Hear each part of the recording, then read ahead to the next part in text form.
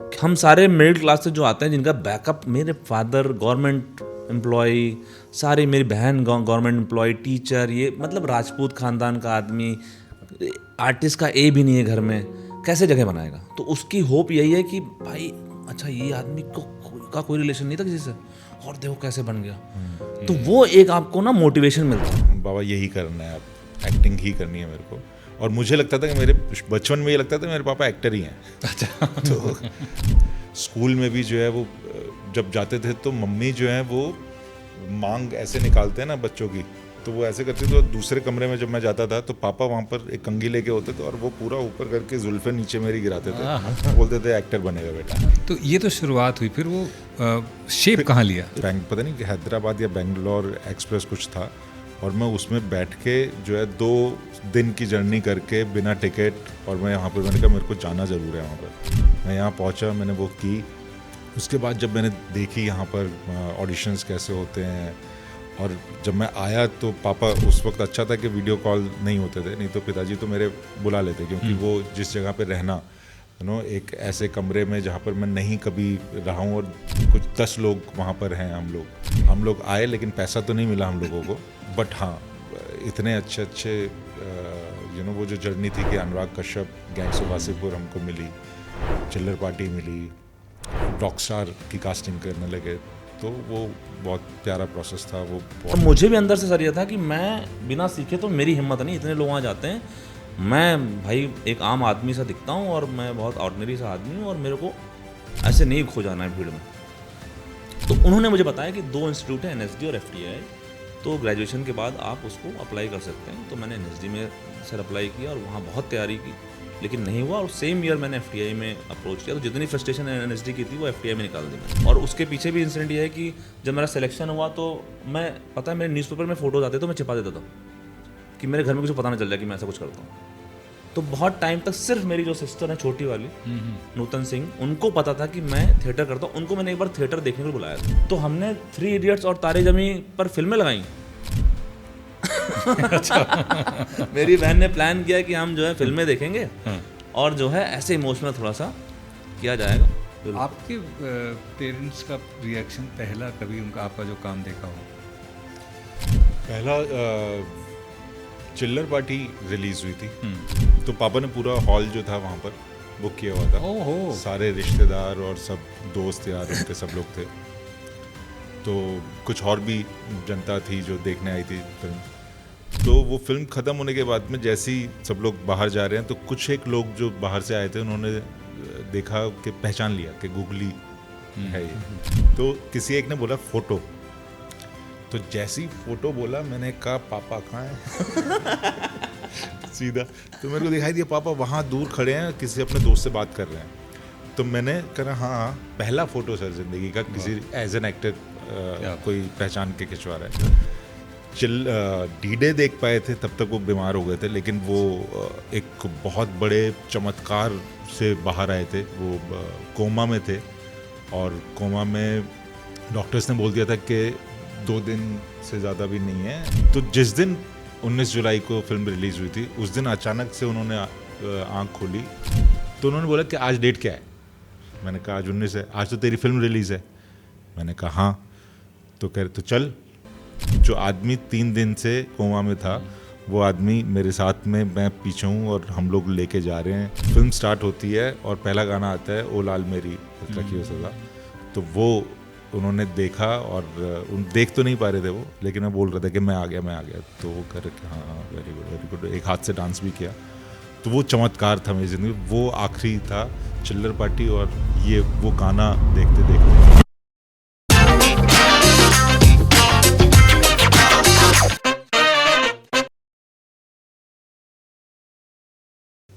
कृष्ण भैया, अबे यहाँ काहे लेके आए हो सुखी? अरे 5 सोने रखे हैं, छोटे दामन, हमको पता है। इधर क्यों रखेगा कोई? अरे सीक्रेट रूम है। सीक्रेट रूम है? तो हाँ? ये क्या लगाए हैं? ये क्या है ये? हैं माइक वाइक लगाए, लाइट लगाए, आ कौन रहा है? अरे इसको बोलो तो प्रकट होता है इंसान। चल बे, हाँ, पैसा लगे प्रकट होगा अभी। हमको शाम ये बताओ। 6 बजे बिंदिया के बॉस ने सुकी और किसना को आदेश दिया कि वो चोरी किया हुआ पैसा तुरंत वापस करें। अरे प्रभु, हम चोरी नहीं करते हैं। हैं? हम तो ढूंढने आए हैं। हम तो खुद ढूंढने आए। ये आवाज़ तो जानी पहचानी से लग रही है मुझे। अरे भैया ये आवाज़ के मालिक इधर अरे बैठे सर, सर हैं। वो आप लोग भूल गए हैं, 5 करोड़ अकेले ही आप लोग को चाहिए। हम तो खुद ढूंढने आए हैं। अच्छा भाई, जिसको कॉन्टेक्स्ट नहीं पता है, बिंदिया के Baahubali MX player, Amazon MX player पर एक वेब सीरीज़ है जिसमें सुक्की का किरदार प्ले किया योगेंद्र विक्रम सिंह ने और कृष्णा का किरदार प्ले किया है आकाश दहिया ने, और ये दोनों हमारे साथ आज करेंगे संवाद। जी नमस्कार, बहुत बहुत शुक्रिया। आपकी वेब सीरीज़ हमने मतलब बाकायदा ऐसे देखी जैसे कि हमें एग्ज़ाम देना हो उसको और हमें पता नहीं था कि हम पॉडकास्ट करेंगे। मैंने जब वो रिलीज़ हुई थी तभी देख ली थी, और वो ऐसी सीरीज़ है विच यू गेट सक्ड इन। एक बार आपने शुरू कर दिया तो आप हट नहीं सकते। ज़बरदस्त काम है, सभी का ज़बरदस्त काम है। Thank you sir. तो पहले तो वो एक्सपीरियंस, वो how did you land the show, कि मिला कैसे ये शो, और ख़ास तौर पे तुम्हें। अब जिनको नहीं पता है इनके साथ हमारा एक कनेक्ट ये भी है, दोनों के साथ ही कनेक्ट है, मैं बताऊंगा एक एक करके। ये जो हैं योगेंद्र विक्रम सिंह, ये मैं और ये हम लोगों ने एक फ़िल्म करी है साथ में, इसका नाम है होम बाउंड, जो अभी रिलीज़ हुई है और भोपाल में शूटिंग करी। और मैं क्या ही बताऊं क्या अनुभव रहा है इस आदमी के साथ काम करने का। भगवान दुश्मन को भी ऐसा कोई बिल्कुल ना दे, मैं भी ये बोलता रहा। आप ये बोल रहे हो, क्या बात है। क्या बात है, क्या बात है। हम तो मतलब बहुमत में बताइए। दुश्मन को ऐसा ना दे कोई एक्टर, लेकिन अच्छे दोस्तों लोगों को दे। दो। हाँ, अच्छे लोगों को दे। तो मेरी तो बड़ी इंटरेस्टिंग कहानी है इस शो तक पहुंचने के लिए, क्योंकि इतने बड़े शहर में और इतने छोटे शहर से आने के बाद, और वो छोटा शहर है, अब तो बहुत बड़ा हो गया, कोई छोटा बड़ा होता नहीं है, बट जैसे समझते हैं लोग कि नॉर्थ इंडिया से जो छोटे छोटे, जैसे मैं अयोध्या से आता हूँ, तो आज उसका नाम पूरे एक विश्व पटल पर है। लेकिन पहले उतना वो जाना नहीं जाता था, और ख़ास तौर से कि वहाँ से अभिनेता आए, वहाँ से इस फील्ड में कोई आए और अपना नाम करे। तो जब मैं मुंबई आया तो मैंने अपना पहला ऑडिशन, जो हमारे शो के डायरेक्टर हैं राज अमित कुमार, उनको दिया था। ये किस सन में? ये बात है 2012 की। तो 2010 से 12 मैं FTI गया था पढ़ाई करने के लिए, तो मैं वहाँ का ग्रेजुएट हूँ। जब मैं पास आउट हुआ तो मैंने पहला ऑडिशन लैंड होते ही मुंबई में राज अमित कुमार सर को दिया था। वो फिल्म थी अनफ्रीडम। तो और उन्हें वो मेरा ऑडिशन बहुत पसंद आया था, और वो फिल्म मैं किन्हीं कारणों से नहीं कर पाया, जो भी रीज़न रहे हों। बट उन्हें शायद वो होता है ना ये कि जौहरी को पहचान होती है नगीने की, तो नगीना उन्होंने पहचान लिया था। सब तारीफ तुम ही कर लो, हमने कुछ लिखा नहीं तारीफ में तुम्हारी। नहीं, मुझे तो ऐसा ही लगता है, क्योंकि जो है आप ये सोचिए 2012 की बात है। उसके बाद मैं बाहर चला गया ब्रॉडवे करने के लिए, कुछ यहाँ फिल्में की, फिर ब्रॉडवे करने चला गया, दुबई चला गया बाहर। तो उस दौरान भी हम टच में थे सर, और कुछ ना कुछ वो करते रहते, तो मैं भी टच में था उनके साथ में। तो फिर 2021 में जो है वापस ये बात हुई कि हम एक सर ने बोला कि ऐसा शो बन रहा है, और फिर मुकेश छाबड़ा सर के यहाँ से ऑडिशन के लिए वो आया कि आप इसके लिए ऑडिशन करें। तो मैंने ऑडिशन दिया, और क्योंकि वो पहले का इम्प्रेशन था ही सर के ऊपर, तो उन्होंने फिर उन्होंने ये रोल मुझे ऑफ़र किया। तो बहुत खुशी हुई, और खुशी इस बात की भी होती है कि जब एक ऐसा बंदा किसी ऐसे रोल के लिए आप पे ट्रस्ट दिखाता है, क्योंकि ज़्यादातर लोग ट्रस्ट नहीं दिखा पाते हैं नए लोगों के ऊपर। क्योंकि मैं बहुत सालों से इस शहर में हूँ, लेकिन जैसे कहते हैं ना कि कौवा पानी पीने के लिए घड़े में कंकड़ डालता रहता है, तो मैं कंकड़ ही डाल रहा हूँ, एक एक कंकड़ डाल रहा हूँ कि मैं एक दिन पानी पीऊँगा।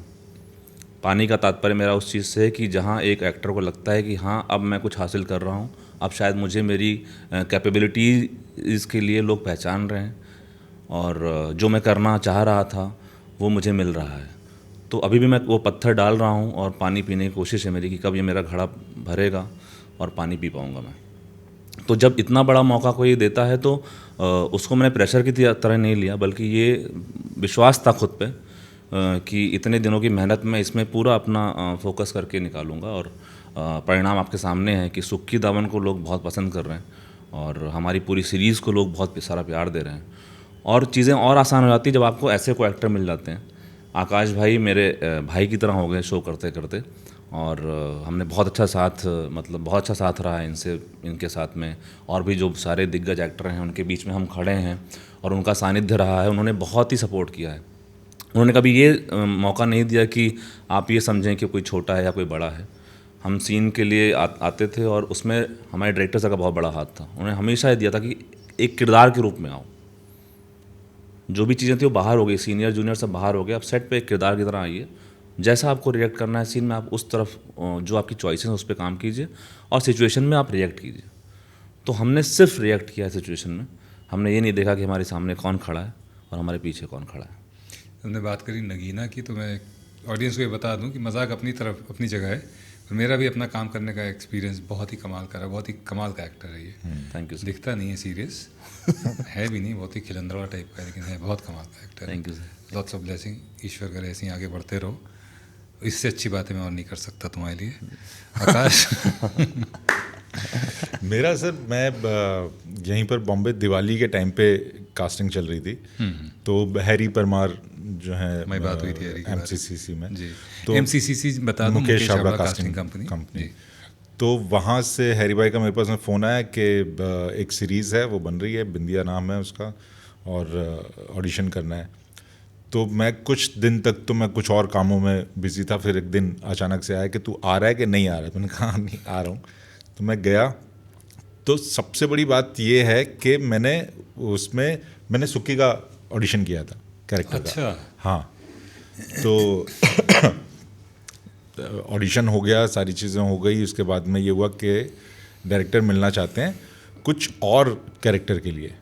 तो मैंने कहा अच्छा ठीक है। तो कह रहे कि थोड़ा सा ना जैकेट वैकेट पहन के जाना। मेरे को ऐसे बोल रहे हैं जैकेट वैकेट मैंने ठीक है, मैंने कहा जैसे दिखता हूँ वैसे ही लगूंगा, अब क्या कोई चीज़ें। तो मैं गया, वहाँ पर पहुँचा तो राज सर मिले, और अचानक से दिवाली अगले दिन या 2 दिन बाद दिवाली थी, तो घर में कुछ लोगों को भी बुलाया हुआ था, जो छोटी मोटी एक गेट टुगेदर चलता है। तो शाम का टाइम था, सर ने मेरे को बोला कि मैं सोच रहा हूँ कि ना ये कैरेक्टर है, ऐसे ऐसे है, किसना दावन उसका नाम है, और बाहर से आया है, ये सब कुछ करके मेरे को एक स्क्रिप्ट, एक सीन दे दिया। और सीन देने के बाद कह रहे कि ये करते हैं अभी। मैंने कहा ये करते हैं अभी मतलब? तो मैंने कहा ऑडिशन तो था नहीं, मेरे अंदर चल रहा है। मैंने कहा यार ये क्या, अब लेकिन छोड़ भी नहीं सकते हैं। तो मैंने कहा ठीक है सर। और वो लंबा सा एक मोनोलॉग टाइप का था वो, जो मैं जाता हूँ और अपने सौरभ सर के पास में जाके बाप से बोलता हूँ कि मेरे को एक यहाँ पर कंपनी शुरू करना है और ये सारी चीज़ें करनी है, ऐप। हाँ, एक बनाएंगे और ऐसे ऐसे करेंगे। तो वो शुरू हुआ। मैंने कहा कैमरा नहीं है, कुछ नहीं है, मैं भी कास्टिंग से आता हूँ, तो हम कभी इस तरीके से ऑडिशन नहीं करते थे कि चलो करो। तो बट वेस्ट में आई थिंक ये एक वे है ऑडिशन का भी, जहाँ पर कैमरा ज़रूरी नहीं होता है। तो मैंने जैसा भी कच्चा पक्का जो था मैंने किया, क्योंकि मेरा दिमाग चल रहा था वहाँ। मैंने कहा यार ये कौन है बंदा, मेरे को इस तरीके से एक्टिंग करवा रहा है यहाँ पर। तो पहला जो वो था ना, वो बड़ा एक अलग ही तरीके का था, मिलना जो था राज सर से। And just asking out of curiosity, did that put you of कि अरे यार क्या चल रहा है? हाँ, उस वक्त तो मेरे को वो हुआ कि ना तो कैमरा है और मेरे को एकदम से आपने स्क्रिप्ट दे दी है चीज़ें। तो एक होता है ना, आप प्रिपेयर नहीं थे कि ऑडिशन के लिए और चीज़ों के लिए। लेकिन वो बाद में समझ में आया कि वो एक बड़ा अच्छा वो चीज़ थी राज सर के लिए कि एक एक्टर को आप प्रिपेयर तो करने के लिए आप टाइम देते ही हैं, हम लोग सारी चीज़ें करते हैं, लेकिन एक एक्सपेरिमेंट भी होता है यू नो कि वो किस तरीके से, क्योंकि वो कैमरे से मुझे नहीं देख रहे थे, मुझे अपनी आंखों से वहीं पर उसी वक्त जज कर रहे थे या नहीं कर रहे थे, बट वो उस कैरेक्टर को ढूंढने की कोशिश कर रहे होंगे वहाँ पर। तो वो एक मज़ेदार वो था कि मेरे को एकदम से मिला और मैं तैयार करके, और आप जद्दोजहद करके आप करते हो, तो वो पहला था। एंड देन फिर सब गायब हो गए, कोविड जो था वो शुरू हो गया और सारी चीज़ें। कोविड के बीच में मेरे को फ़ोन आया कि राज सर जो हैं वो गूगल मीट पे बात करना चाहते हैं। तो मैंने कहा ठीक है। मैंने कहा शायद पता नहीं अभी, मैं तो सोचे बैठा था कि गया काम। तो फिर उस पर बात हुई गूगल मीट पे, तो राज सर बोल रहे हैं कि यार मैं ना बड़े देर से सोच रहा हूँ तेरे को कौन सा क्या करूँ, सुक्की के किसना, तू भी तो कास्टिंग डायरेक्टर है, तू बता।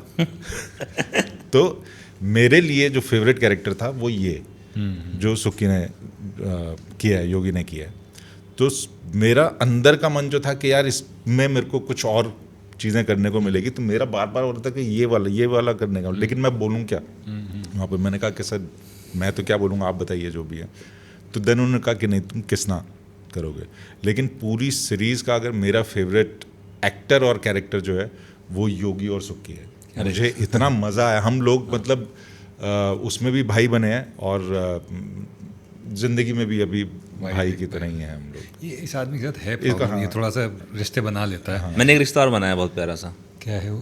विनीत कुमार जी मेरे फादर का रोल प्ले कर रहे हैं इसमें। वो मेरे पापा हैं और मैं उन्हें पापा ही बुलाता हूँ असल ज़िंदगी में भी। हाँ, तो जब ये रीडिंग चल रही थी तो सॉरी भैया मैंने हाँ नहीं यही है। तो ये रीडिंग चल रही थी तो मैंने उसमें लिखा था बापू बापू या कुछ ऐसे, ऐसा कुछ वर्ड लिखा था।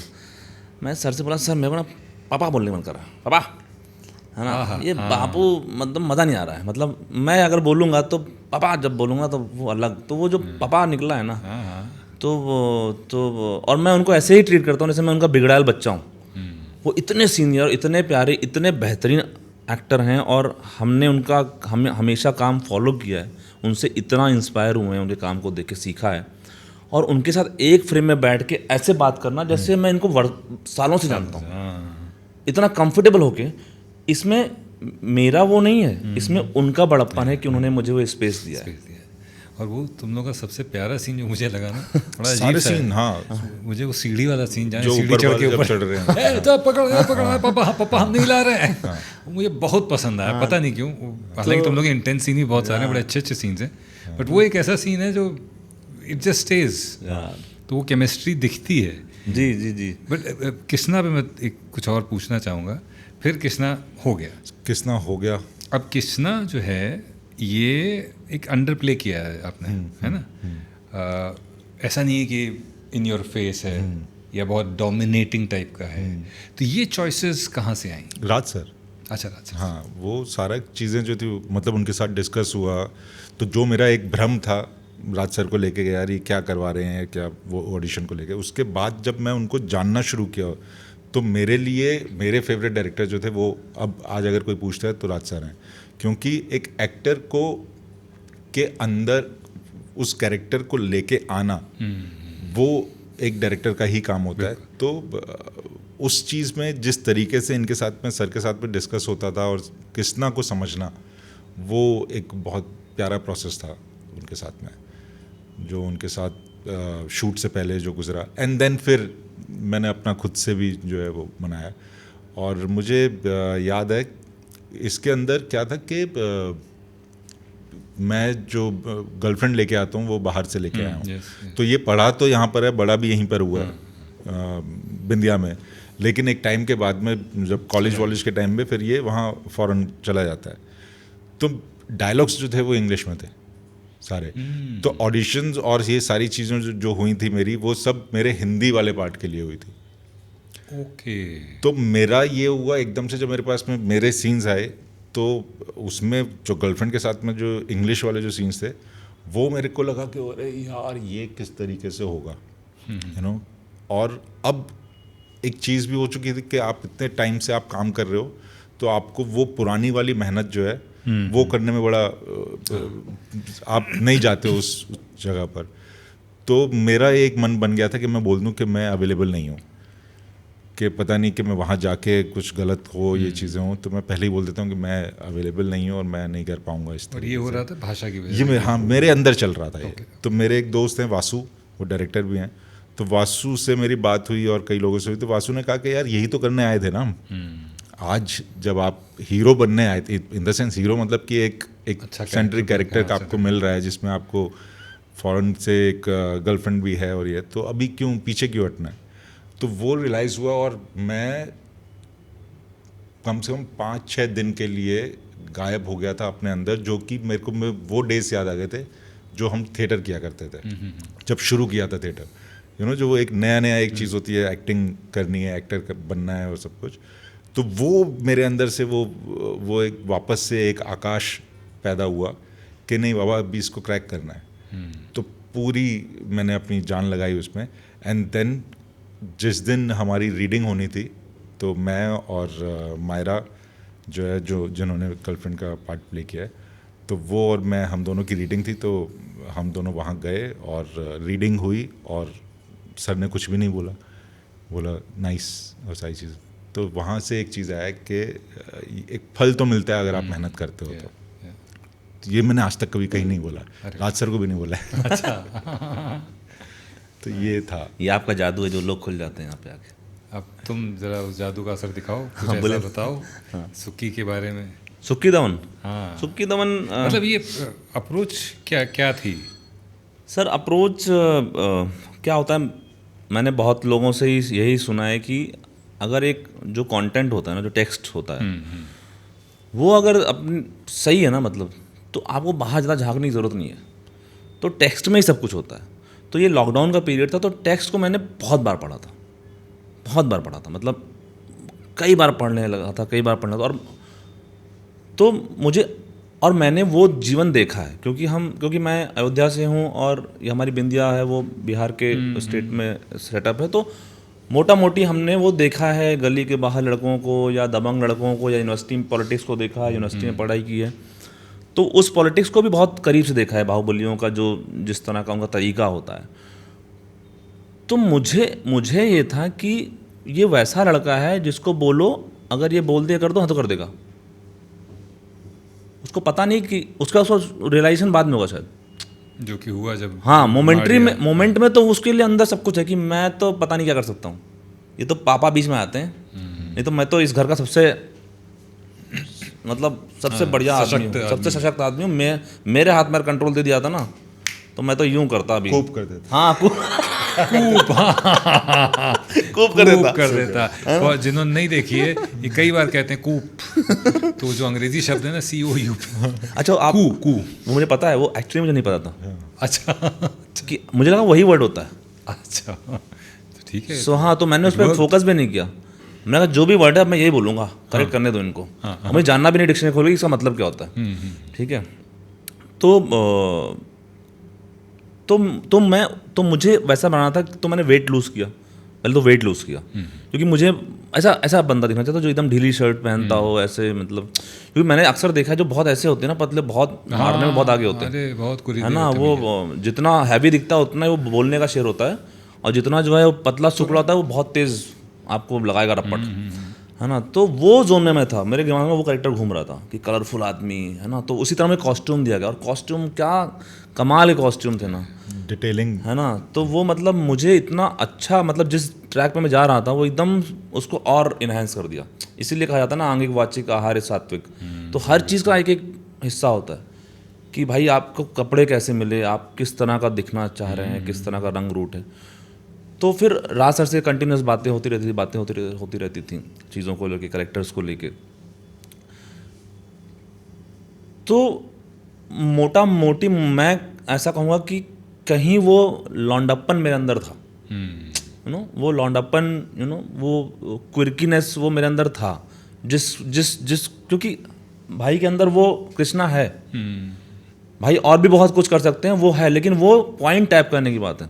ये सुक्की भी कर सकते हैं बहुत अच्छा, लेकिन वो पॉइंट टैप करेंगे तो वो इनका सुक्की बाहर आएगा। इनका सुक्की अलग होगा, मेरा सुक्की अलग होगा, आपका सुक्की अलग होगा, तो वो वाली बात है। तो मुझे लगा कि ये क्विर्कीनेस अगर मैं योगेंद्र अप्रोच करेगा तो कैसे करेगा, क्योंकि आपका जो पन आता है ना, तो वही सबको डिफरेंशिएट करता है हर किरदार को, कि योगी का पन होना जरूरी है, कि अगर योगी इसको अप्रोच करेगा तो कैसे करेगा। बल्कि मुझे किसना करना होता तो मैं कैसे करता उसको, वो यूनिकनेस होनी बहुत ज़रूरी है। और मुझे ऐसा लगता है कि जो लोगों तक पहुँचे, रियलिज्म का मतलब ये होता है कि वो लोगों तक, रियलिज्म बोरिंग नहीं होना चाहिए। रियलिज्म अपना होता है कि जैसे हम बात करते हैं, जैसे मैं आपसे बात कर रहा हूँ ना, मैं इस पिच पे बात कर रहा हूँ, जैसे हमारे नुक्कड़ों में लोग बात करते हैं, हम किस पिच पे बात करते हैं, अरे क्या कर रहे हो भाई, मारेंगे वैसे हो जाओगी, दिस इज रियलिज्म। अब मैं सोच रहा हूँ, अरे क्या बात करो, मारेंगे वैसे हो जाओगी, ये अलग तरह का रियलिज्म है। तो ना ये मैं गलत बोलूँगा ना वो गलत बोलूँगा, लेकिन कौन सी चॉइस इसको परफेक्ट लैंड कराएगी टेक्स्ट पे, वो ज़रूरी होता है कि आप कौन सी चॉइस लेंगे जो इस सीन के लिए ज़रूरी है। तो तैयारी तो ऐसी ही थी, और क्योंकि ट्रेनिंग है पीछे, तो मौका मिला था, आपको एक आर्क मिला था, तो आप पूरा मेथड का भी इस्तेमाल कर रहे थे कि मैं इस सीन के बाद कहाँ जा। इनफैक्ट मेरा जब पहला शॉट था सर भैया, तो जेल का सीक्वेंस है जहाँ पे मीटिंग हो रही है दावनों की और ब्रह्मीरों की, सब लोग बैठे हुए हैं, और मुझे ये नहीं पता कि एक कैरेक्टर है आलोक, उसमें जो बब्बल बनना कर रहे हैं, वो किस लेवल पे है, वो उनका क्या आर्क है कैरेक्टर का। हम मीटिंग कर रहे हैं, और मैं बड़ा दावन से बहुत प्रभावित आदमी हूँ, वो अगर बोल दें तो मैं फट से जो कर दूँ। एक्चुअली हम लोगों को स्क्रिप्ट नहीं दी गई थी, कुछ एक्टर्स कुछ चीज़ों को वो सिर्फ सीन दिए गए थे हमारे, और हमको नहीं पता कि बाकी के कैरेक्टर कौन है क्या है। तो बब्बल बनना उसके बारे में हमको पता ही नहीं, उतना हमें नॉलेज नहीं थी, क्योंकि हमारा मतलब सरप्राइज रखने के लिए स्क्रिप्ट को नहीं दिया था सर ने, बहुत सारी चीज़ें नहीं बताई थी कि आपको सरप्राइज एलिमेंट भी रहे आपकी लाइफ में। तो वो भी एक अच्छा प्रोसेस मुझे लगा कि जो है किसने मर्डर किया मुझे आज तक नहीं पता है। मर्डर किसने किया लाला का, वो मुझे नहीं पता है अभी तक। पता चले मुझे- तो हमको मैसेज कर देना। आप शो देखोगे तो शायद मुझे भी उसी दिन पता लगेगा जब शो टेलीकास्ट होगा। ये तो वैसे ही होगा Second जैसे season। कि बिग बॉस के फिनाले के टाइम पे लोग हम लोग को फ़ोन करते हैं और कोई कहते हैं भाई वो लाइव होता है 12 बजे ऑन करोगे तभी तुमको भी पता चलेगा, तभी हमको पता चलेगा। लोग सोचते हैं झूठ बोल रहे हैं। हाँ, नहीं नहीं, ये सच्चाई है, बिल्कुल सच्चाई है। मुझे नहीं पता लाला को किसने मारा है, ओह, ठीक है, एज एन एक्टर मुझे नहीं पता है कि मैं उसमें होके भी, किरदार होके भी मुझे नहीं पता किसने मारा। तो मैं जेन्युइनली पूछता हूँ कौन मारा है साला लाला को। तो ये शायद हेल्प भी करता है किरदारों को, ठीक है। तो क्या मैं बोल रहा था, हाँ, तो वो पुलिस स्टेशन, वो जेल का सीक्वेंस था, वहाँ पे वो बैठे हुए कसरत करके बैठे हुए, मीटिंग हो रही है और मुझे वहाँ से निकलना है, ठीक है, मेरी एग्जिट थी। तो मैंने सर से पूछा कि साहब मैं यहाँ एग्जिट ले रहा हूँ सर, वहाँ घुस रहा हूँ, उस सीन में ऐसे जा रहा हूँ, तो इसका कंटिन्यूशन सर मैं ऐसा देख रहा हूँ। बोले हाँ सही है। तो मैं इतना डिटेल पे ध्यान देता हूँ कि मेरी एग्जिट डिपेंड करती है मेरी एंट्री कैसी एंट्री होगी वहाँ पे। सो ये थोड़ी चीज़ें अगर आप ध्यान रखोगे ना तो इस वेरी मतलब थोड़ा आसान होता है एक्टरों के लिए कि यार कॉमन सेंस है कि अगर आप यहाँ से इस जोन में निकले हैं तो उस जोन में घुसेंगे तो कैसे पहुँचेंगे। सिंपल सा, मतलब बहुत बेसिक, इसमें कोई रॉकेट साइंस नहीं है। तो इस तरह से उसको डेवलप अप्रोच किया था। डिटेलिंग में आकाश आपका डिटेलिंग के हिसाब से किस तरह का प्रोसेस रहा, क्योंकि इसमें भी कई चीज़ें हैं, रोमांस भी है आपका, एंग्स्ट भी है, फ्रस्ट्रेशन भी है और लालच भी दिखाई दिया कुछ पैसों को लेके बाद में। हाँ, तो वो क्या, किस तरह से इसको आपने आग दिया, किस तरह की अप्रोच रही और कितना इनपुट इनसे आया हमारे डायरेक्टर साहब से? डायरेक्टर साहब से तो बिल्कुल 100% बहुत ज़्यादा सारी चीज़ें, क्योंकि क्या होता है कि जब आप कोई भी कैरेक्टर कर रहे हो तो आपके अंदर सवाल बहुत होते हैं जिनके जवाब जो है वो आपके डायरेक्टर ही दे पाएंगे। तो मैं पूछ लेता था। और दूसरी चीज़ ये थी कि हम लोग भी आपस में डिस्कस करते थे। सही थी, योगी, मैं, हम लोग बैठ के आपस में ही कहानी को लेके डिस्कशन हम लोगों का चलता रहता था। तो यही चीज़ रही है कि जब आप किसी भी कैरेक्टर को कर रहे होते हैं सर, तो आपके अंदर वो सुबह शाम चलता ही रहता है जब तक कि वो ख़त्म नहीं होती है, उसकी शूटिंग रैप नहीं होता है आपका। तो वो सारी चीज़ें, वो जद्दोजहद चलती रहती है और वो उसमें आपको कहीं ना कहीं, हाँ, आसपास से मिलता है और कहीं ना कहीं कुछ ना कुछ आता रहता है, मिलता रहता है। कुछ मैंने फिल्म में भी देखी कुछ, और जो सर ने मेरे को कुछ फिल्म्स देखने के लिए बोला था, मैंने वो देखी। एंड देन हमारे जो डिक्शन टीचर थे, पुंज प्रकाश जी, और जो हमारे से, हाँ, तो और जो हमारे डिक्शन टीचर थे पुंज प्रकाश जी, तो उनसे उस जगह के बारे में कि जो भी एक बिंदिया एक शहर है जो कि फिक्शनल है, तो लेकिन ऐसी जगह एक में कैसे कोई अगर बाहर से पढ़ के आता है या क्या होता है, तो वो सारी चीज़ें। एंड देन आपकी खुद की अंडरस्टैंडिंग के फैमिली में तो हम भी देखते हैं, हमारी भी फैमिली में हमने देखा और दोस्तों की फैमिली में देखा कि पैसे को लेके या एक दूसरे के कैरेक्टर को लेके वो ईर्ष्या और वो सारी चीज़ें कैसे एक पनपती है जब आप एक दूसरे से बात नहीं करते हो। तो हमारी भी जो सीरीज़ है उसके अंदर इतने सारे दिग्गज जो कलाकार हैं, उनके जो कैरेक्टर्स हैं, वो अगर देखेंगे तो वो हर कोई एक दूसरे से कहीं ना कहीं डिसकनेक्टेड भी है, कनेक्टेड भी है, और हर किसी के दिमाग में कुछ ना कुछ अलग चल रहा है। वो बाहुबली बनने का जो वो है। आप दोनों का जो किरदार है उसमें एक बड़ी कमाल की केमिस्ट्री है। वो केमिस्ट्री सबसे बेहतरीन निकल के आती है जब आप लोग पूल में तीनों लोग। अब वो कमाल क्यों है? क्योंकि आपकी गर्लफ्रेंड एक पर्टिकुलर वेशभूषा में है। हाँ। उस वेशभूषा में आप हर आदमी को उनके साथ नहीं वो करो, नहीं होगा बिल्कुल। वो केमिस्ट्री किस तरह से ऑन स्क्रीन डेवलप करने के लिए कोई आप लोगों ने एफर्ट? हम एक दूसरे को पहले से जानते थे, दूसरा हमने इतनी बातें की हैं कि मतलब अपने आप ही वो पता नहीं कैसे बनती गई है। हाँ, मतलब वो एक नेचुरल प्रोसेस होता है ना कि शुरू से मैं भाई बोलता हूँ इनको, मैं भैया बोलता हूँ, और हमारे यहाँ वैसे ही थोड़ा, और ये हम क्योंकि मैं इन चाचा का बेटा हूँ, तो इससे छोटा ही होऊंगा, Right, है ना, तो वहाँ से आता है कि मैं भैया ही बोलता हूँगा, उसको ये बोलता हूँगा। तो ये रिश्ते ना, क्योंकि हम क्या मिडिल क्लास से आए हैं, तो वो रिश्तों का जो एक वो होता है ना, ताना बाना, हमें पता होता है कि हम कैसे किसको कितनी रिस्पेक्ट दें। हम कितने भी बदतमीज़ हों, कितने भी हों, लेकिन हमारे ही इस लेवल पर संस्कार ज़रूर हैं कि हम किसको भैया बोलेंगे, किसको क्या चाचा बोलेंगे, किसको ताऊ बोलेंगे, और उनकी हायरार्की क्या होगी घर में, हमें वो पता है बेसिक कि ये है। तो उस हिसाब से मैं ऐसे ही अटैच हुआ भाई से। और हम होटल में भी साथ में थे, तो हम खाना साथ में कर रहे हैं, साथ में खाना dinner कर सब रहे हैं, कुछ, मतलब सुबह शाम, है ना, बातें हो रही हैं, घूम रहे हैं। लखनऊ में हमारी शूटिंग थी, तो हम लोग घूम रहे हैं। मैं कहता हूँ सर भैया मेरा शहर आओ, घुमाता हूँ, है ना, बाहर चलते हैं, थोड़ा ये खाते हैं वो खाते हैं। शर्मा जी की चाय भाई भी हाँ शौकीन खाने पीने के, तो हम लोग खाते थे बढ़िया, और उसी में बातें होती थी। तो आपको अलग से कुछ नहीं करना होता। अगर आप ये करोगे कि आप, भाई होंगे बहुत सारे प्रोफेशनल एक्टर होते हैं जो बिना कुछ किए भी बहुत सारी केमिस्ट्री को वो ट्रांसलेट कर लेते हैं ऑन स्क्रीन, बट मुझे ऐसा लगता है कि अगर आप बातें करते हैं दूसरे से ना, तो एक कनेक्शन अपने आप ही निकल आता है। आप और सबसे बड़ी बात यह है कि जब इनसिक्योरिटी नहीं होती ना दो एक्टरों को फ्रेम में, मोस्ट इम्पोर्टेंट, कि कोई किसी से इनसिक्योर नहीं हो रहा है, जो मैं कर रहा हूँ मैं ही करूँगा, जो कृष्णा भाई कर रहे हैं वो कृष्णा भाई करेंगे, है ना, एंड तो बहुत चीज़ें आसान होती हैं, मुझे ऐसा लगता है बहुत आसान होती है, कोई लाग लपेट नहीं होता है। हमें नेचुरली हंसी भी आ जाएगी शायद, या हम शायद कहेंगे अबे क्या कर रहा है। हाँ, हम मतलब ये हंसाता रहता था, हम हंसते रहते थे, उसके बाद में कई बार इसको चुप भी कराना होता था। बहुत बड़ी डिस्ट्रैक्शन है। हाँ, मतलब वही, मतलब सुक्की इससे बेहतर मुझे नहीं लगता है कि कोई कर सकता था जो, और वही चीज़, वो गिव एंड टेक, वो जो केमिस्ट्री भी है ना, वो भी उसी तरीके से आती है। मैं थोड़ा आम जिंदगी में भी थोड़ा सा चुप रहने वाला आदमी हूँ, ये एकदम ऊपर है, तो वही वो चीज़ उसमें भी है, कॉन्ट्रास्ट। कृष्णा और सुक्की में। आपके कुछ सीन सीमा जी के साथ भी बड़े खूबसूरत लगे, जहाँ पिटते भी हैं आप उनसे, और उनका गुस्से वाला जो प्यार है, वो एक्सपीरियंस में ज़रूर शेयर करिए, सीमा जी के साथ वाला स्पेशली। सीमा मैम को तो हम मतलब बैंडिट क्वीन से जानते ही हैं। अच्छा, मैं एक 30 सेकंड का एक किस्सा बता देता हूँ। तो सीमा जी के साथ हमारा सौभाग्य एक सीन करने का रहा, फैमिली मैन में। और मैं पहली बार उनसे वहीं पे मिला, और उन्होंने बड़े कमाल की बात की, मुझे याद रह गई, कि किसी ने कहा है तुमसे, कभी गांधी के लिए अप्रोच किया तुम्हें? तो मैंने कहा अरे मैम आपने तो एक आइडिया दे दिया। बोले नहीं, you look similar to Gandhi, and तुमको ट्राई करना चाहिए। मैंने कैसे ट्राई करूँ, बट वो अगेन एक चीज़ है जो इतने बड़े एक्टर से जब आती है, बिल्कुल, तो आपको याद रह जाती है। सॉरी, हाँ, उनके साथ बहुत प्यारा वो था। हम लोग सीधा डायरेक्ट वहीं पर मिले थे, सेट पे ही मिले थे।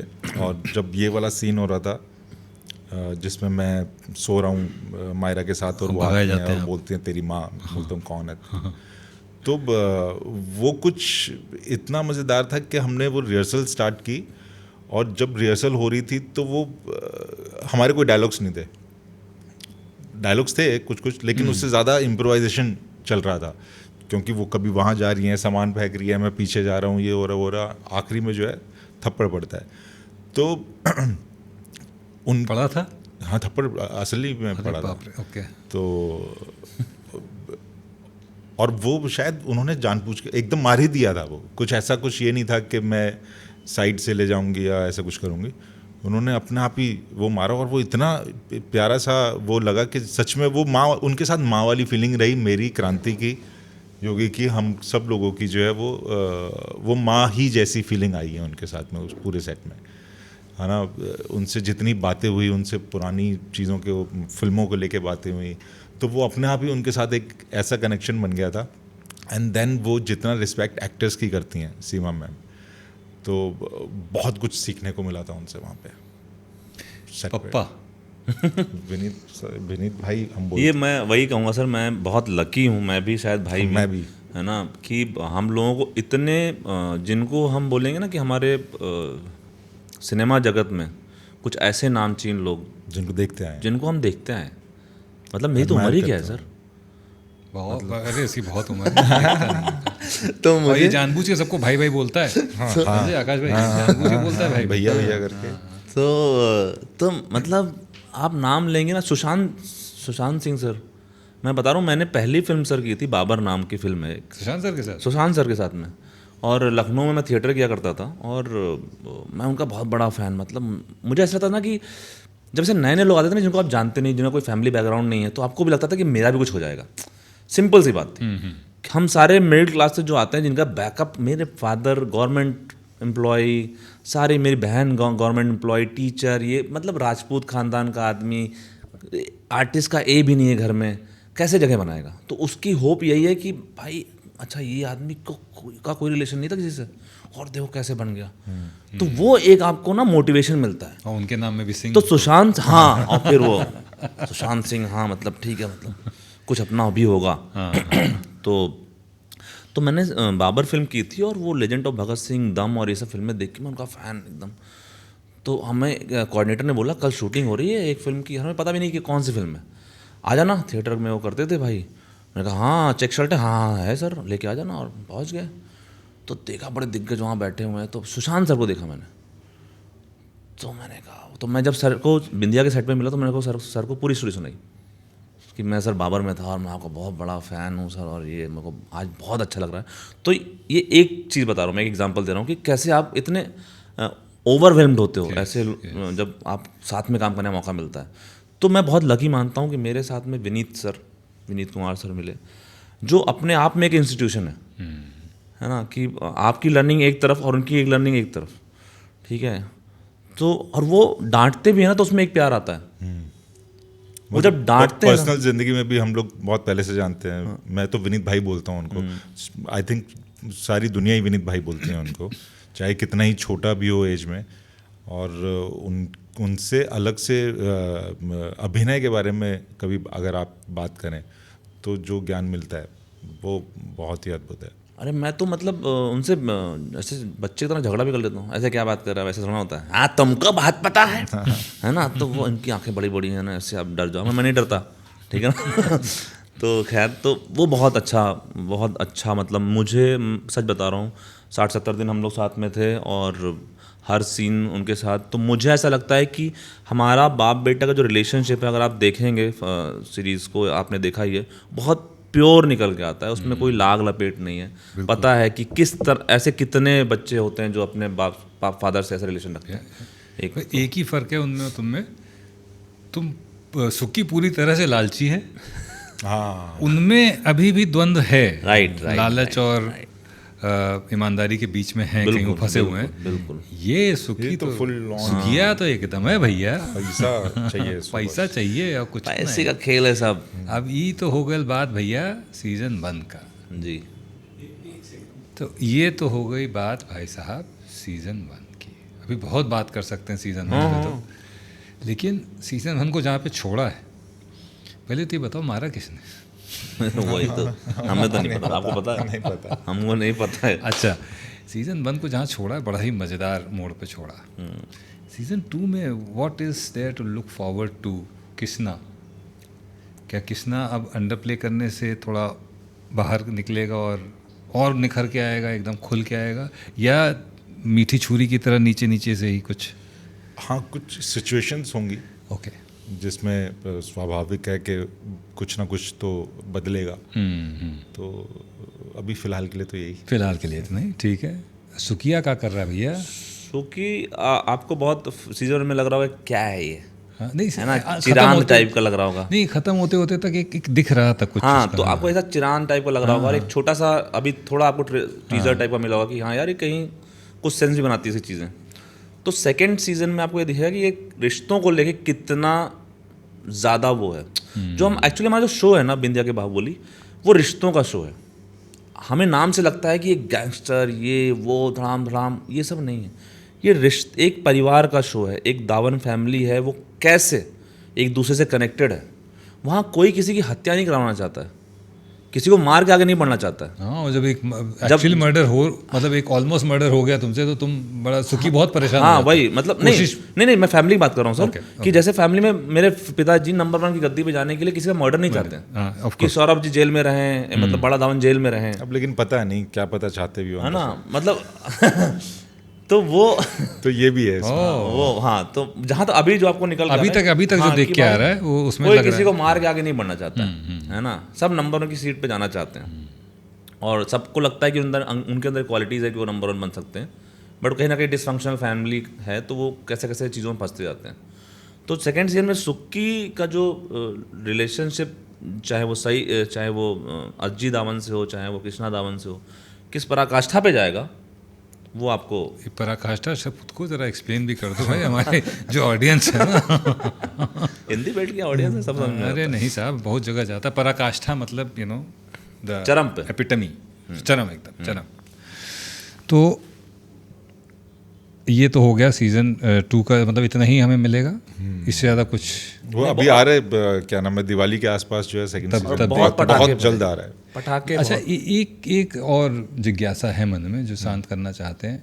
मांझी के साथ खाना खाने गए थे आप उनके घर? हाँ, मुरली मांझी, वो तो हमको जो है बापू ने बोल दिया ना कि जो करना है करो, हाँ, खुद से करो। तो ये कृष्णा का वही है कि अब ये खुद से कुछ करना चाहता है। तो गया तो था माँ जी के वहाँ, खाना खाने नहीं गया था, देखने गया था, समझाने गया था, हाँ, बताने गया था कि बंदिया क्या चीज़ है। हाँ, हाँ, तो लेकिन वहाँ उल्टा ही कुछ पड़ गया। तो वो बड़ा एक अच्छा वो चीज़ थी कि कृष्णा कैरेक्टर का बदलाव जो है वो वहाँ से शुरू होता है, जब वो बोलता है कि नचनिया को लेके आए हो, तो वहाँ से वो शुरू होता है। एंड देन मुरली माँ जी को देखेंगे अभी सेकंड सीजन में, हम ही देखेंगे, हम ही लोग। अरे आधा घंटा लेट हो गया, अभी तो थे मुरली माँ जी यहीं पर। आप बताए होते तो पहले आते। हाँ, देख लिया जाता यहीं पर ना। सुक्की, कुछ वो जो रोमांटिक एंगल है तुम्हारा पहले सीजन में, उसकी तो हम बात ही नहीं कर सकते हैं।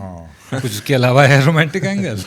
नहीं, वो सीजन 2 में, सीजन 2 में भी है रोमांटिक एंगल, बट नहीं, जो 1 में है वो नहीं। उसके अलावा उसके अलावा कुछ नहीं, उसके अलावा कुछ नहीं, वही कंटिन्यू होगा। ओहो, अच्छा, चलिए ठीक है। अब वो क्या है रोमांटिक एंगल, तो देख के ही पता लगेगा ना जी आपको। तब थोड़ा सा सुक्की और कृष्णा के अंदर जो आकाश और योगी हैं, उनकी भी थोड़ी बात कर ली जाए। आकाश, कहाँ से आते हैं आप? मैं दिल्ली में पैदा हुआ, दिल्ली में ही बड़ा हुआ।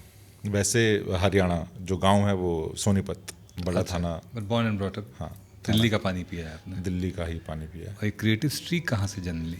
पिताजी, पापा, तो वो हमेशा से हमारे ख़ानदान में सब एक्टर्स ही तरीके के थे। और लेकिन पापा को शौक़ था फ़ोटो वोटो खिंचवाने का, अलग अलग गेटअप्स में और चीज़ें।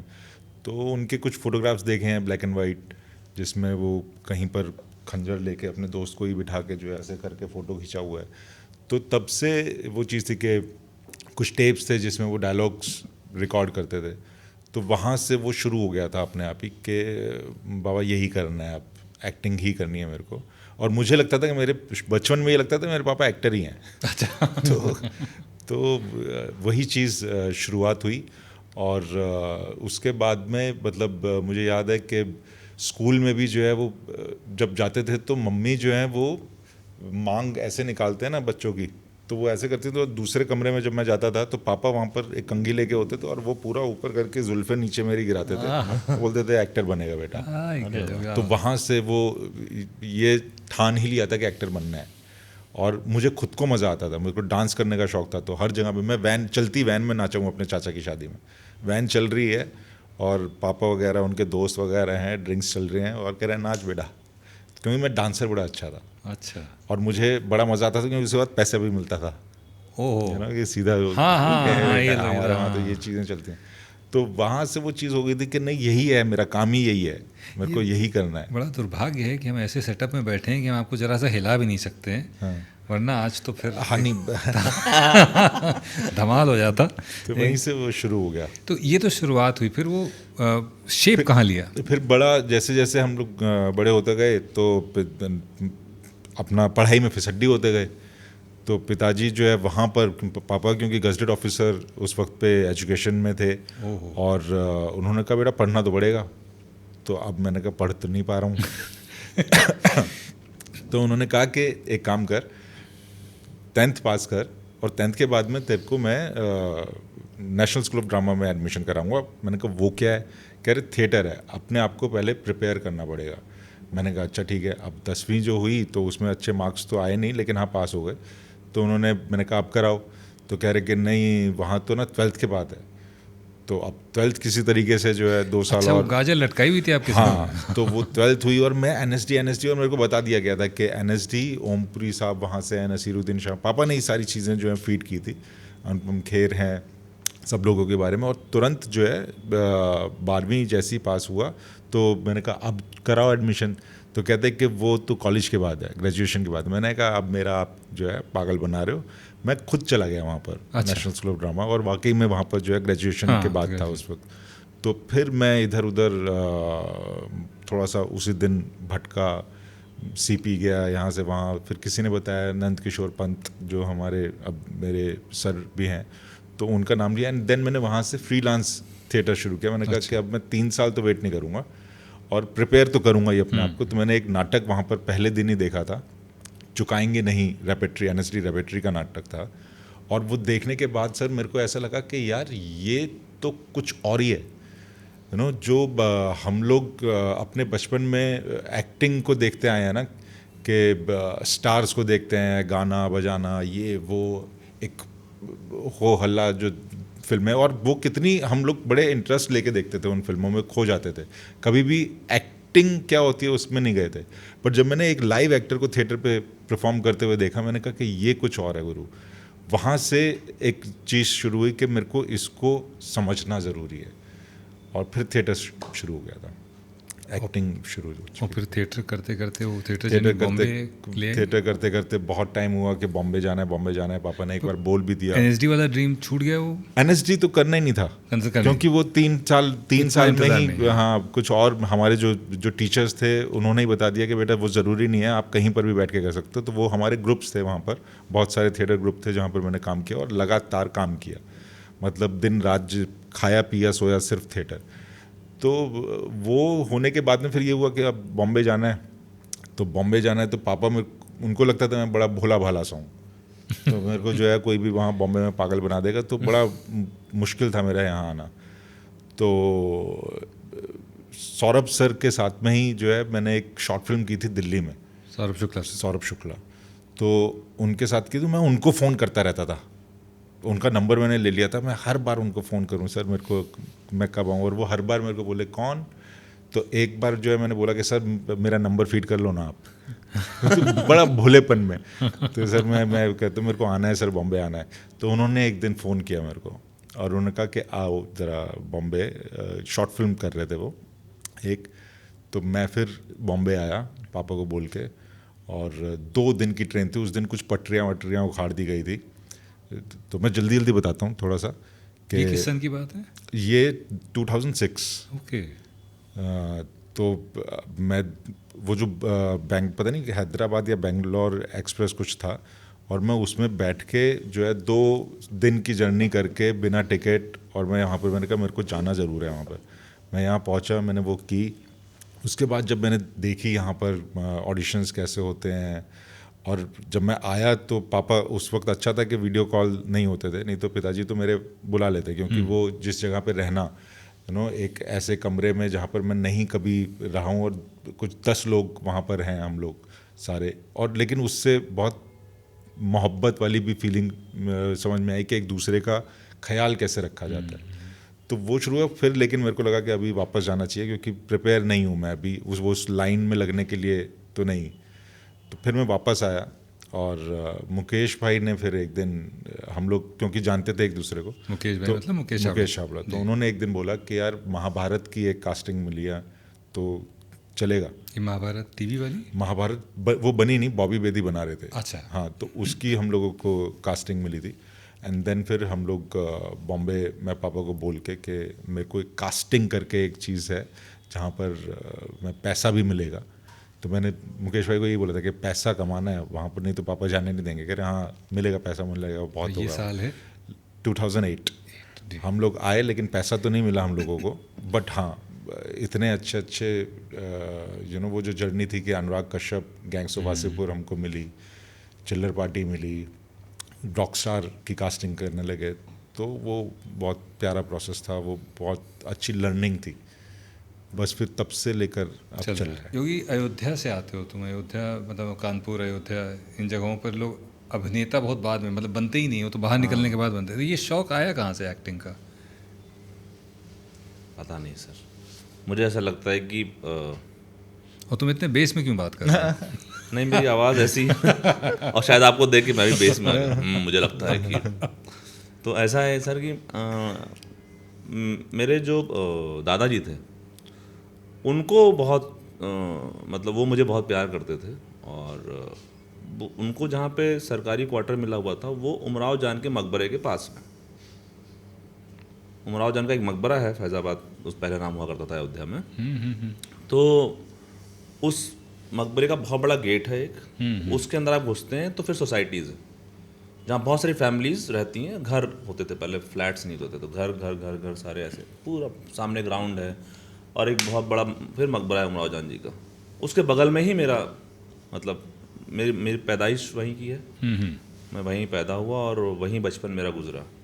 तो शायद उनकी उधर से कुछ आ गया, उमराव जान की तरफ से जो भी था। रूहानी मतलब रूहानी है बहुत। हाँ, मैं अभी सोचता हूँ इस बारे में कभी कभी कि कैसे हुआ ये। फादर मेरे इस चीज़ के बहुत वो उसके मतलब फेवर में नहीं थे। गवर्नमेंट सर्वेंट है, गवर्नमेंट फॉरेस्ट ऑफिसर, उनका ट्रांसफ़र हुआ करता था यूपी के अंदर। तो और दादाजी, लेकिन मेरे को ना एक गाना था चुम्मा दे जुम्मा जुम्मा हाँ, चुम्मा चुम्मा, वो बच्चन बच्चन साहब साहब का। का, हाँ। तो उस पर डांस करवाते थे अरे और मुझे 25 पैसे दिया करते थे हर डांस के बाद।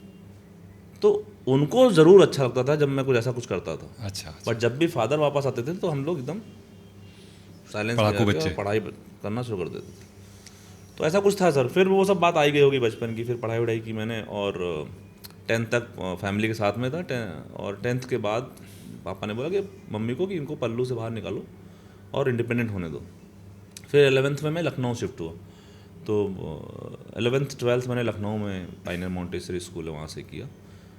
उस दौरान मैं एक इंग्लिश स्पीकिंग कोर्स करने के लिए गया था और मेरी मुलाकात हमारे एक मित्र हैं सुनील जी से हुई। तो वो जो है कृषि दर्शन करके एक शो आता था दूरदर्शन पे, उसकी एंकरिंग करते थे। तो जब मैंने उस क्लास में उनको देखा ना, मेरे यार ये तो टीवी पे आते हैं, तो मैंने कहा यार यही तो करना था, ये सही आदमी है, इसको मैं पकड़ूंगा तो मैं शायद मैं भी टीवी पे आ जाऊंगा। तो उस समय आप कंफ्यूज होते हो। मैं डिफेंस की तैयारी कर रहा था, एनडीए क्वालिफाई किया था रिटर्न मैंने। फिर इंजीनियरिंग का कुछ अलग चल रहा था, ग्रेजुएशन कर रहा था मैं बीएससी साइंस में। भाई ने बोला था कि साइंस करो तो बहुत सारे ऑफर्स होते हैं, बहुत सारे स्ट्रीम में जाने के। तो कंफ्यूज था करना क्या है। फिर जिम शुरू कर दिया था, बॉडी बना रहे थे, किसी को देख के बॉडी देख के इंस्पायर हो गए कि यार बॉडी बनाते यार, क्या लग रहा है मेरा दोस्त। तो वो सब शुरू कर दिया, पता नहीं क्या करना था, बिल्कुल कन्फ्यूज्ड। पढ़ाई कर रहे थे, फिर वो करते करते 12th ख़त्म हुआ और इसको देखा मैंने, तो इसके पास गया मैं कि यार कुछ कर सकते हैं क्या। हाँ, तो मैंने वो बैकग्राउंड म्यूज़िक दे रहा। हाँ, तो फिर मैंने सोचा कि इससे मिलते हैं तो शायद कुछ हो सकता है, क्योंकि आप टीवी पे जिसको भी देखते हो ना, मतलब हम लोग उस टाइम पे ऐसे थे कि यार टीवी पे आता है, बहुत बड़ी बात है। आज भी वैसे बहुत बड़ी बात है, बहुत आज बड़ी भी- बात आज है, भी है, आज भी लोगों को लगता है कि बहुत बड़ी बात है। और वाकई ये बहुत हम खुशकिस्मत समझते हैं कि हम लोग टीवी पे आते हैं, हम लोग पर्दे पे आते हैं, हम ऐसी फील्ड में, ठीक है, जहाँ लाखों लोग आना चाहते हैं। लेकिन शायद आर्टिस्ट के अंदर कुछ ऐसा शायद वो चुनता है ऊपर वाला कि आपको वहाँ तक पहुँचाता है वो। आप कुछ गिने विरले होते हैं जो वहाँ तक पहुँच पाते हैं।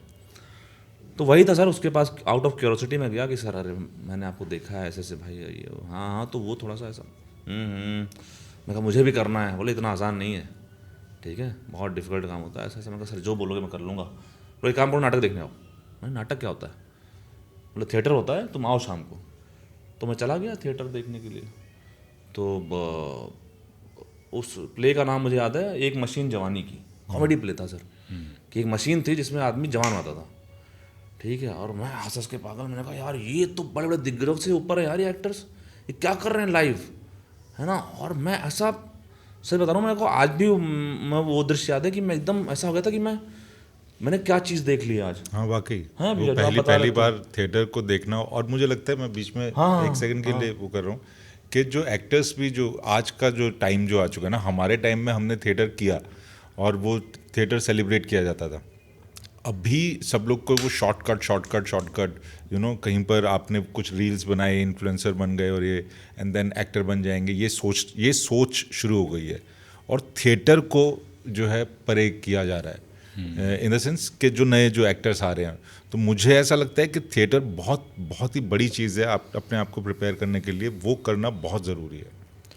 तो सर मैंने वो देखा और मैं बहुत ऐसा मतलब ओवरवेल्म्ड हो गया। मतलब मैं ऐसा हो गया कि यार ये कुछ बहुत ज़बरदस्त लोग हैं यार और बहुत कमाल काम करते हैं। मैंने कहा भाई मिलवा दे यार इनसे।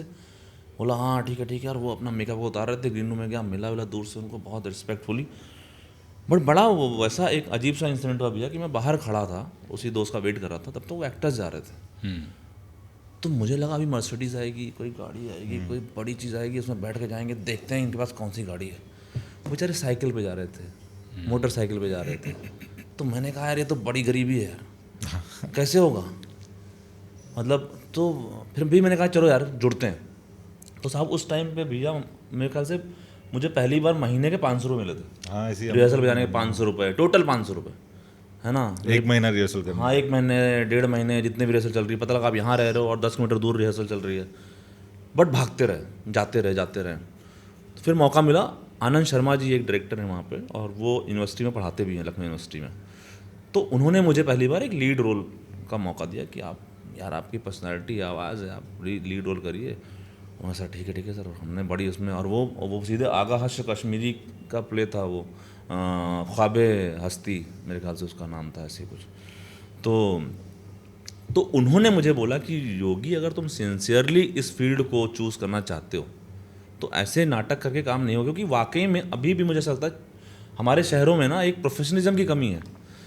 शौकिया लोग नाटक करते हैं, शौकिया करते हैं कि सुबह दिन भर अपना ऑफिस में रहे, शाम को नाटक कर लिया और तो कुछ बोले भी कर दिया नाटक के हाँ नाम तो पे। बोले कि यही कर, फिर यही जीवन हो जाएगा। कल को शादी हो जाएगी, आप एक जॉब कर रहे होगे, आप नाटक करोगे और घर जाओगे, ठीक है। तो अगर आपको वाकई इसको प्रोफेशन बनाना है तो इसको सीखना पड़ेगा। और मुझे भी अंदर से सर ये था कि मैं बिना सीखे तो मेरी हिम्मत नहीं, इतने लोग वहाँ जाते हैं, मैं भाई एक आम आदमी सा दिखता हूँ और मैं बहुत ऑर्डिनरी सा आदमी हूँ और मेरे को ऐसे नहीं खो जाना है भीड़ में। तो उन्होंने मुझे बताया कि 2 इंस्टीट्यूट हैं, NSD और FTI, तो ग्रेजुएशन के बाद आप उसको अप्लाई कर सकते हैं। तो मैंने NSD में सर अप्लाई किया और वहाँ बहुत तैयारी की, लेकिन नहीं हुआ। और सेम ईयर मैंने FTI में अप्रोच किया, तो जितनी फ्रस्ट्रेशन NSD की थी वो FTI में निकाल दी मैंने। ये कौन सा साल है? ये सर 2009 की बात है। तो फिर FTI में सिलेक्शन हुआ, 2010 जनवरी में उसका कोर्स स्टार्ट हुआ। और उसके पीछे भी इंसिडेंट ये है कि जब मेरा सिलेक्शन हुआ तो मैं, पता है मेरे न्यूज़पेपर में फ़ोटोज़ आते तो मैं छिपा देता था कि मेरे घर में कुछ पता ना चल जाए कि मैं ऐसा कुछ करता हूँ। तो बहुत टाइम तक सिर्फ मेरी जो सिस्टर है छोटी वाली नूतन सिंह, उनको पता था कि मैं थिएटर करता हूँ। उनको मैंने एक बार थिएटर देखने को बुलाया था। ये वही सिस्टर हैं जो बहुत क्रिटिक भी हैं आपकी, सबसे बहुत बड़ी मैंने बोला ना कि भाई मैं कैसे बैठा हूँ, क्या किया है बता देना, नहीं तो दीदी बताएंगी कैसे बैठा, ठीक है। हाँ तो फिर क्या हुआ कि उन्होंने मेरा नाटक देखा और वो थोड़ा इमोशनल कुछ ऐसा नाटक था और मेरा एक मोनोलॉग था। तो उन्होंने बोला कि यार तुम बहुत टैलेंटेड आदमी हो और तुम अपने इस चीज़ को मत छोड़ना, नहीं तो ज़िंदगी भर पछताओगे कि मैं शायद कुछ कर सकता था इस फील्ड में। तो उनका जो ट्रस्ट था ना मेरे ऊपर बहुत था, मुझसे ज़्यादा उनको ट्रस्ट था मेरे ऊपर। तो उन्होंने भेजा, पूरे फैमिली में, जब मैं सिलेक्शन हो गया ना, बोले FTI में 20 लोग सेलेक्ट होते हैं ऑल ओवर इंडिया से, जिसमें जो है रिजर्व होती है सीट और आप जनरल कैटेगरी से आते हो तो 12 सीट बचती हैं आपके लिए, ठीक है। तो ये कोई आसान चीज़ नहीं। और पापा और भैया सब लोग ऐसा बोल रहे थे, यार अभी कहाँ जाओगे। वो पेरेंट्स आपके अगेंस्ट नहीं होते हैं, वो आपकी सिक्योर लाइफ चाहते हैं कि मेरा बेटा जहाँ भी जाए सिक्योर रहे, पढ़ाई कर ले, अच्छे से अपने उस पर हो जाए, उनकी सिर्फ इतनी चिंता होती है। तो वो आउट ऑफ द बॉक्स जाके सोचते नहीं हैं, या उन्होंने वो उस बारे में उसमें उनकी गलती नहीं, वो अपने बच्चे को ही सेव करने की कोशिश कर रहे हैं। तो हमने 3 इडियट्स और तारे ज़मीं पर फिल्में लगाई। अच्छा। मेरी बहन ने प्लान किया कि हम जो है फिल्में देखेंगे और जो है ऐसे इमोशनल थोड़ा सा किया जाएगा, और जो है वही हुआ। वो देखा और उस पापा समझ गए, और फिर जो है ये हुआ कि ड्राफ्ट आप लीजिए और जाइए FTI की फ़ीस जमा कीजिए। और तो अब मेरे पापा अब जब मेरा काम देखते हैं तो वो बड़े खुश होते हैं और वो बारीकियाँ बताते हैं काम की। अरे वाह। कि जो है यार वो वाला तुम्हारा बहुत ही धारा प्रवाह अभिनय था, ऐसे ऐसे शब्द यूज़ करते हैं वाह, कि उसमें तुम बहुत ही बढ़िया थे। धारा प्रवाह जिनको नहीं पता उनको मैं बता दूं, फ्लूएंट, फ्लोइंग। हाँ, तो उसमें तुम बहुत अच्छे थे। जैसे कभी मैं शुरुआत में जो एड्स किए ना, तो कुछ 15-30 सेकंड के हुए, तो बोले बड़े छोटे एड्स होते हैं यार। तुम्हारी मम्मी को बुलाता हूँ तब तक किचन से आती है, तब तक तो ऐड खत्म हो जाता है। तो मैं पापा मैं क्या करूँ, तो एक बार मेरा बड़ा ऐड आया कुछ ऐसा 1 मिनट का, हाँ तो उसमें मैं कुछ बहुत बातें करता हूँ ऐसा ऐसा, तो बोले कि हाँ यार ये जो तुम्हारा आया है ना बहुत अच्छा है, तुम्हारी मम्मी को बुला भी लिया और तब भी तुम दिख रहे थे, है ना। तो वो इसको कहते हैं मासूमियत पेरेंट्स की जो है, वो उन चीज़ों को आज वो बहुत प्राउड महसूस करते हैं कि तो मुझे ऐसा लगता है कि चाहे आकाश भाई, चाहे मैं हूँ, चाहे और हमारे भी जो भी कलीग हैं इस फील्ड में, वो कहीं ना कहीं ऐसी फैमिलीज़ को, ऐसे लोगों को एक मोटिवेशन दे रहे हैं कि अगर आप शिद्दत से किसी चीज़ को चाहो ना तो वाकई वो चीज़ उसमें आप कुछ हासिल कर सकते हो, और कुछ हासिल नहीं भी किया ना तो कम से कम पूरी ज़िंदगी मलाल नहीं होगा कि मैंने अपना 100% नहीं दिया, क्योंकि कभी कभी हमें पता भी नहीं होता कि शायद हम इसके लिए बने भी थे कि नहीं बने थे। अगर वो जर्नी आप जी के आपको ये भी पता लग जाए ना कि शायद मैं इसके लिए नहीं बना था, तो ठीक शायद मैं, हाँ तो ठीक है, कम से कम मुझे जो मेरी बहन ने बोला था ताउम्र मलाल नहीं रहेगा कि मैंने इसको अपना वक्त नहीं दिया। एक्सप्लोर करना बहुत ज़रूरी है। हाँ, एक्सप्लोर करके ये डिस्कवर करना कि अच्छा ओके ठीक है मैं ये नहीं कर सकता हूँ, वो ज़्यादा बेहतर है बजाय इसके सोचना कि मैं जाता तो उखाड़ देता। बिल्कुल। आपके पेरेंट्स का रिएक्शन पहला कभी उनका आपका जो काम देखा हो? पहला चिल्लर पार्टी रिलीज हुई थी, तो ये साल 2010 जुलाई, तो 2010 मुझे पता नहीं 12 याद है। 12 शायद, नहीं 12 12 नहीं, 2010 या 11 जो तो पापा ने पूरा हॉल जो था वहाँ पर बुक किया हुआ था, ओहो। सारे रिश्तेदार और सब दोस्त यार उनके सब लोग थे, तो कुछ और भी जनता थी जो देखने आई थी फिल्म। तो वो फिल्म ख़त्म हुई, उसके बाद में घर पे डिनर और वो सब कुछ था। तो वो फिल्म ख़त्म होने के बाद में जैसे ही सब लोग बाहर जा रहे हैं तो कुछ एक लोग जो बाहर से आए थे उन्होंने देखा कि पहचान लिया कि गूगली है ये। तो मैं लिफ्ट के वहाँ पर खड़ा था, सब बुआ जी वगैरह उन लोगों को भेजने का वो चल रहा था कि आप इस गाड़ी में, आप इस गाड़ी में। तो लिफ्ट में जैसे ही था, पापा दूर थे, तो किसी एक ने बोला फ़ोटो। तो जैसी फ़ोटो बोला मैंने कहा पापा कहाँ हैं सीधा। तो मेरे को दिखाई दिया पापा वहाँ दूर खड़े हैं, किसी अपने दोस्त से बात कर रहे हैं। तो मैंने कहा हाँ पहला फ़ोटो सर ज़िंदगी का, किसी एज एन एक्टर कोई पहचान के खिंचवा रहा है। तो मैंने किया ऐसे, और अब मैं करके जो है ये हो रहा हूँ और देख रहा हूँ पापा देख क्यों नहीं रहे, और अब कैमरे में भी देख रहा हूँ, अब इसके 2 फोटो तो हो चुके हैं कितनी देर खड़ा रहेगा।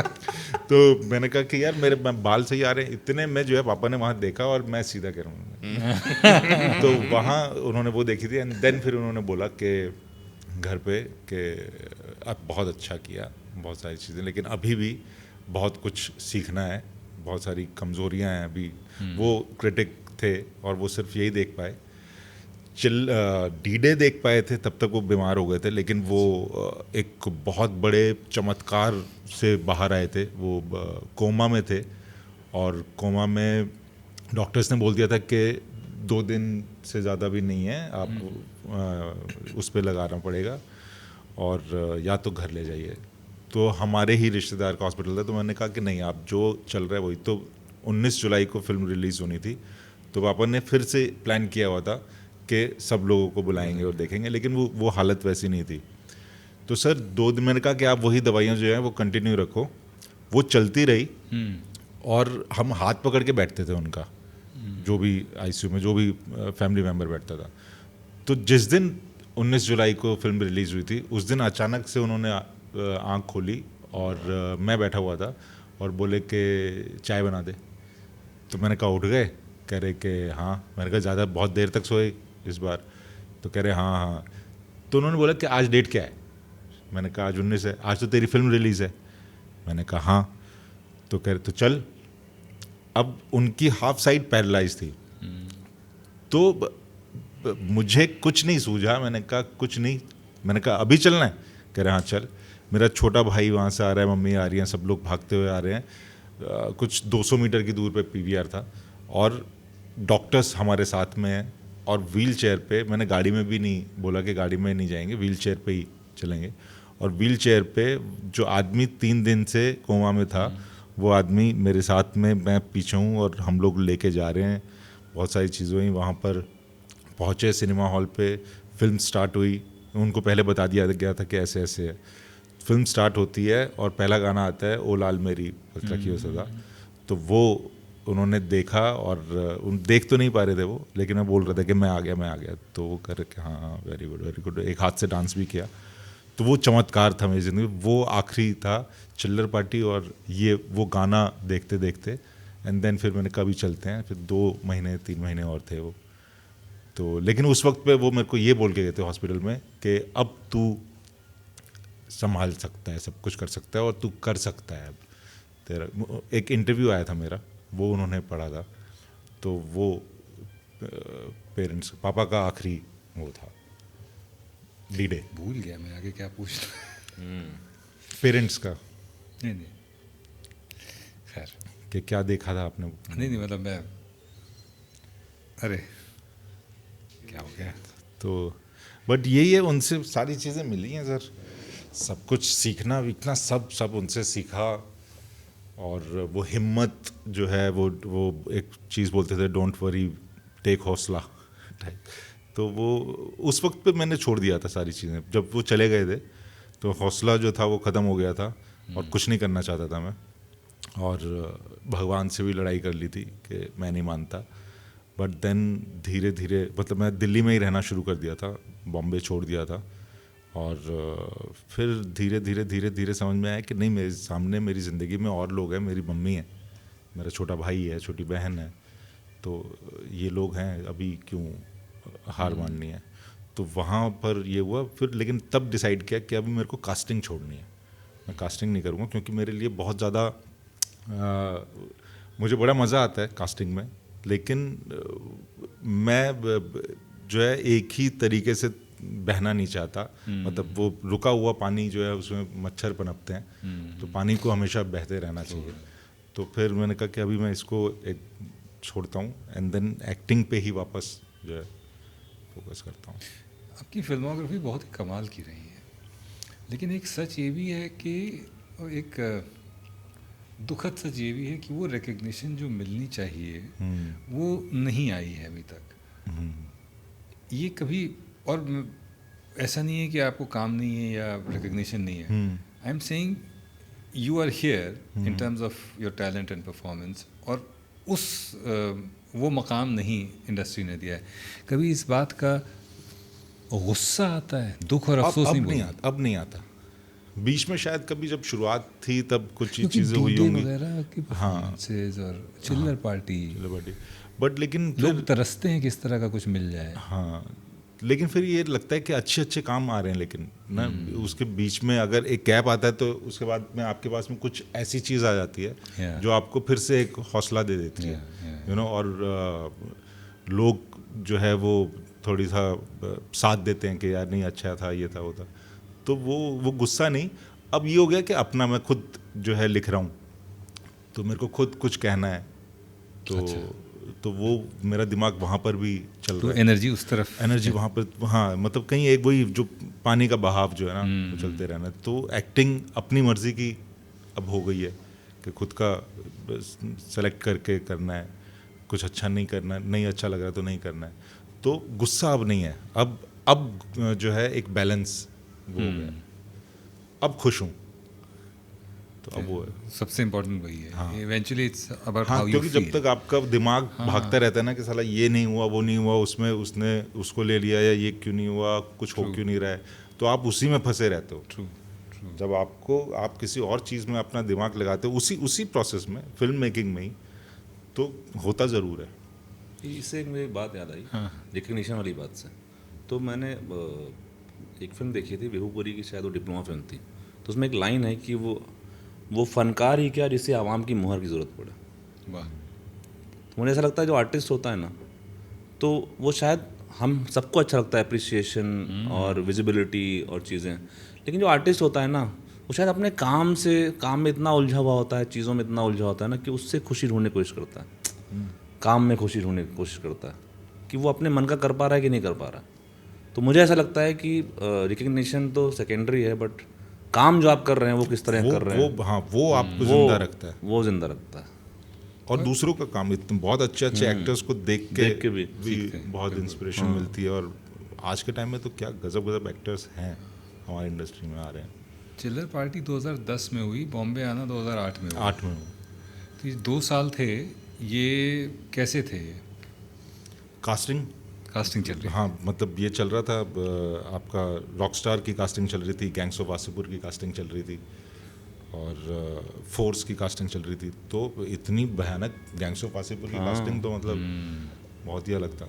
तो वो एक अलग लर्निंग चल रही थी। वो उस समय ही नहीं मिला ये सोचने का कि स्ट्रगल है या एक्टर एक्टिंग वाला काम कर रहे हैं कि नहीं हाँ कर मतलब रहे हैं। आपको आते ही जो है आपको जहाँ काम करना चाहते हो आप वहाँ आपको उन डायरेक्टर्स के साथ में काम करने का मौका मिल रहा है मतलब पर्दे के पीछे कि वो इतने बड़े डायरेक्टर्स जो हैं वो किस तरीके से इस फिल्म मेकिंग को लेते हैं, एक्टर्स को किस तरीके से देखते हैं, क्या चाहते हैं। अनुराग कश्यप हो गए, इम्तियाज़ अली हो गए, यस रॉकस्टार इम्तियाज़ अली हो गए, तो ये राजू हिरानी। तो इन लोगों के साथ में मतलब मैं तो अपने आप को लकी मानता हूँ कि मेरा वो प्रोसेस, मैं वही कह रहा हूँ कि वो लर्निंग बहुत ज़रूरी है हमारे उसमें। तो मेरे को वो ये इन लोगों के साथ काम करने को मिला कास्टिंग में, तो मेरे को तो बहुत कुछ सीखा मैंने। लर्निंग पे एक बार आएंगे, योगी से एक पूछ लूँ इसी से क्योंकि मिलता जुलता ही सवाल है। जर्नी फिर FTI इसी के बाद तुम्हारी फिल्मोग्राफी बहुत बढ़िया रही है, नाम बहुत बड़े बड़े रहे हैं उस फिल्मोग्राफी में। क्या क्या वो था जर्नी थी FTI के तुरंत बाद काम मिलना शुरू हो गया? FTI से निकला तो वो FTI में उस दौरान कुछ कास्टिंग डायरेक्टर्स को बुलाया जाता था ताकि वो इंटरेक्ट कर सकें जो बैच निकलने वाला है। अच्छा, एक इंटरेस्ट ये भी है, कोई ऐसा बैचमेट जिनका जिक्र आप करना चाहते हो आपके बैच में से? बहुत सारे जो कलीग्स हैं, जो बैचमेट्स हैं। अमित बसोया बहुत बढ़िया एक्टर हैं जिनको मैं जब वर्कशॉप में देखा था तो बहुत मज़ा आया था देख के, और मैं मतलब देखता था हमेशा कि ये क्या करने वाला है आज हर दिन वर्कशॉप्स में, है ना। सो बहुत सारे बैचमेट ऐसे मेरे उसमें हैं। तो जब मैं निकल रहा था तो जो बैचेस निकलने वाले थे तो उनसे एक इंटरेक्शन होता था कास्टिंग डायरेक्टर से। एक नया कल्चर शुरू हुआ था उस टाइम पे। हमारे एक सीनियर है भुवन अरोरा, तो उन्होंने शायद उसमें इनिशिएटिव लिया था। भुवन के साथ अभी मैंने पैनल डिस्कशन किया, अच्छा, जनावर के लिए, ओके जागरण फिल्म फेस्टिवल में। ओके, बहुत कमाल के इंसान। हाँ। तो उस टाइम पे मुकेश छाबड़ा सर, जोगी मलंग सर, अभिमन्यु रे सर, अरे वाह, और ऐसे 3 लोगों से इंटरेक्शन हुआ था कास्टिंग उस दौरान में।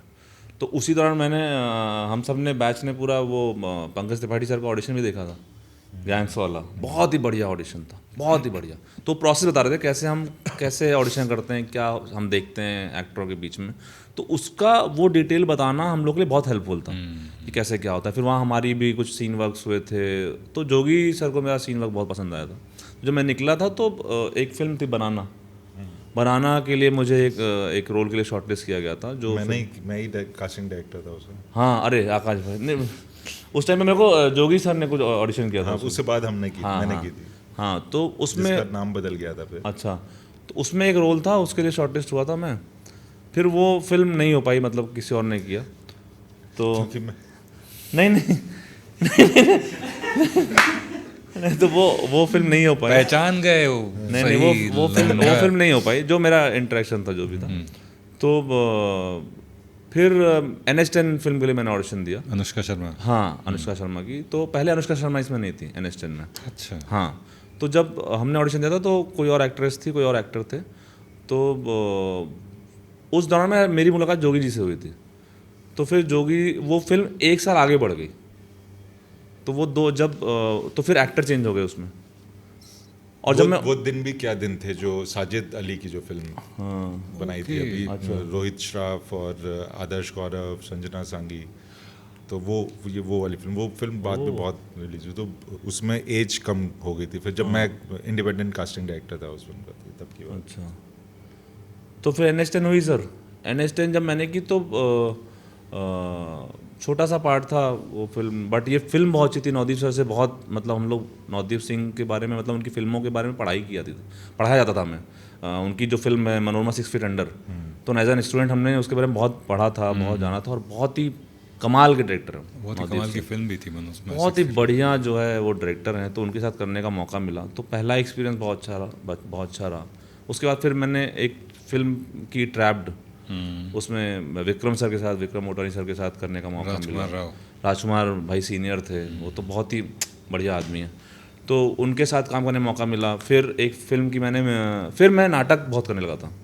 मतलब मुझे ऐसा लगता था कभी कभी कि मैं NSD पास आउट हूँ, FTA का हूँ ही नहीं, मैं इतना नाटक करता था। अच्छा। क्योंकि मैं थिएटर मुझे बहुत पसंद था भाई, तो मैं नाटक करता था। तो हमने एक ग्रुप फॉर्म किया था जो FTI के लोग थे मिलके, कि जो नए नए लोग निकलते हैं तो उनको एक स्पेस मिलना चाहिए ताकि वो एक रियाज़ कर सके। क्योंकि हमारे यहाँ ना प्रॉब्लम ये है कि सिंगर अपना रियाज़ करता है ना, म्यूजिशियन अपना रियाज़ करता है, बाकी लोग अपना रियाज़ करते हैं, है ना, अपनी प्रैक्टिस करते हैं, प्लेयर अपना रियाज़ करता है। लेकिन एक्टर को लगता है कि वो बस सुबह दाढ़ी शेव करेगा और बढ़िया से मेकअप करेगा और पहुँचेगा और देगा और बन गया हीरो। तो अपने रियाज़ नहीं करते हैं आप, है ना। लोग पूछते हैं अरे यार आपकी आवाज़ भगवान ने आपको गॉड गिफ्ट दिया है, लेकिन आप रियाज़ कितना करते हो उसका, है ना। तो वो बहुत ज़रूरी है उसको मेंटेन करना। तो क्योंकि प्रैक्टिस से ही आप इमोशन तक रीच आउट करते हो। आप इमोशन को कैसे पकड़ोगे अगर प्रैक्टिस ही नहीं होगी तो? आप हवा में बातें ऐसे नहीं होती, तो उसका रियाज़ करना बहुत ज़रूरी था। तो हमने सोचा एक प्लेटफॉर्म होगा जहाँ लोग रियाज़ करेंगे, तो उसके थ्रू हमने कुछ नाटक तैयार किए। तो थेस्पो में वो नाटक गया। थेस्पो फेस्टिवल पृथ्वी का बहुत बड़ा फेस्टिवल है, यूथ फेस्टिवल।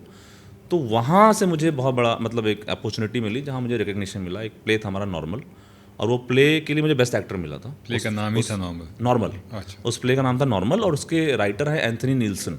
ओके। तो थेस्पो एक फेस्टिवल होता है, यूथ फेस्टिवल है, जो ऑल ओवर इंडिया से 5 प्ले सेलेक्ट होते हैं, बाहर के भी कंट्री से भी आते हैं। तो वहाँ पे कुछ लोगों ने नोटिस किया, तो मुझे फिर एक ब्रॉडवे थिएटर ऑफर किया दुबई में। तो वहाँ से मैं सीधा चला गया दुबई 2 साल के लिए, ये मुंबई छोड़ के। तो दुबई गया, तो वहाँ मुझे ना एक्चुअली हम जब ऐसे इंस्टीट्यूट से आते हैं तो हमें ना एक्टिंग पे बहुत फोकस रहता है। हम कैसे भी घूमें, कैसे भी पहने, कैसे भी बैठें, है ना। बट आपको दिखना भी बहुत ज़रूरी है, दिखने वाला मीडियम है। Yes. आप कैसे दिखते हो, प्रेजेंटेबल होना बहुत ज़रूरी है। अगर आपका क्राफ्ट स्ट्रांग है तो आप प्रेजेंटेबल क्यों नहीं रह सकते हो। तो वो चीज़ मुझे ना दुबई के उस शो से समझ में आई कि जब मैं हीरो बना, मैं 10 गाने पे डांस कर रहा हूँ, शामक डावर हमारे कोरियोग्राफर हैं, है ना, वहाँ मार्शल आर्ट सीख रहा हूँ, वहाँ मैं फाइट सीक्वेंस सीख रहा हूँ, एरियल सीख रहा हूँ दुबई में। तो सारे लार्जर देन लाइफ कि आप हीरो। अब मेरा डायरेक्टर बोलता था मेरा लड़का हीरो है, एक्टर तो है बट वो हीरो है। So how will you play heroism in front of the people. तो वो मेरे को बहुत कॉन्फिडेंस दिया कि यार हाँ ये है, अब मुझे इस तरफ काम करना है कि मैं इसको कैसे, मेरे कंधों पे स्टोरी कैसे कही जाए। तो वो करने के बाद मैं दुबई से वापस आ गया यहाँ पे, और उसी दौरान लॉकडाउन लग गया था। तो लॉकडाउन से पहले मैंने एक फिल्म की थी गुंजन सक्सेना, धर्मा की फिल्म थी गुंजन सक्सेना, और पंकज त्रिपाठी, जानवी कपूर। जी। तो शरण शर्मा बहुत ही बढ़िया डायरेक्टर है, उन्होंने मतलब बहुत ही अच्छे से, मतलब जो भी हमारा पार्ट था उसमें, तो बहुत बेहतरीन उनके साथ एक्सपीरियंस रहा। और वो फिल्म जो है लॉकडाउन के दौरान आई। तो वो फिल्म देखने के बाद कुछ हमारे टेलीविज़न के प्रोड्यूसर्स थे, राजेश राम सिंह जी, जिनका मैंने एक फिल्म की थी मिर्ज़ा जूलियट, वो मेरे को टेलीविज़न में लेकर आए। उन्हें मुझे ऑफ़र किया कि जो है एक शो है गुम है किसी के प्यार में। तो गुम है किसी के प्यार में ने मुझे रातों रात मतलब हाउस होल्ड नेम बना दिया था। मतलब सम्राट जो कैरेक्टर था वो आज भी लोगों के दिलों में है और सब उसको जानते हैं। तो जर्नी ऐसे आप देखें कैसे रही, मतलब फिल्म में, फिर थिएटर फिल्म में, फिर टीवी। सो मुझे ऐसा लगता है कि मीडियम बैरियर नहीं होता एक्टर का, बिल्कुल कभी भी नहीं रहा है मीडियम बैरियर। और आप अगर ऑनेस्टली अपनी अप्रोच को रखते हैं, आप जैसे हैं सादगी के साथ में अपने आप को रखते हैं और आप बने रहते हैं कि हाँ यार मुझे करना है, मुझे काम करना है, मीडियम मेरे लिए बैरियर नहीं हो सकता है। तो आप कहीं भी एक्सेल कर सकते हैं। सो विद गॉड ग्रेस अभी हमारी फिल्म ऑस्कर भी जा रही है, होमबाउंड ऑस्कर ऑफिशियल। प्लीज़ देखिए, बहुत अच्छी फिल्म है। हम इसके हिस्सा हैं इसलिए नहीं बोल रहे हैं, बट वो वाकई बहुत अच्छी फिल्म है। और बिंदिया के बाहुबली आ रहा है दिवाली के सीजन 2 सेकंड सीजन, वो तो जरूर देखिए, तभी पता चलेगा मारा किसने। बिल्कुल मारा किसने, वो पैसा लेके कहाँ गए ये लोग। आकाश, ये तैयारी की बात कर रहे थे, एक्टर्स के रियाज की बात कर रहे थे, आप कास्टिंग डायरेक्टर भी रह चुके हैं, एक्टर भी हैं खुद।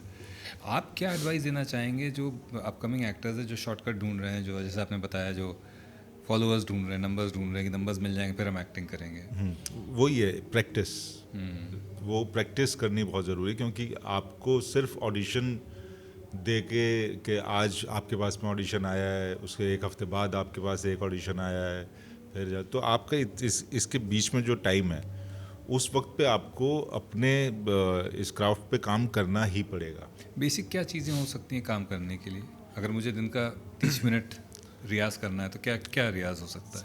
आपके पास में बहुत ज़्यादा टेक्स्ट है, मतलब हमारे पास में ना नाटक हैं, आपके पास में फिल्म्स हैं, आपके दोस्त हैं जो आज के टाइम पे लिख रहे हैं, तो आप अपने और दोस्त बनाओ और एक दूसरे के साथ में जो है, आज के टाइम में सबके पास में वो रिंग लाइट भी हो गई है सब कुछ, तो मुझे लगता है कि हम सबको एक मिल के जो है कुछ क्रिएट करना चाहिए सब लोगों को।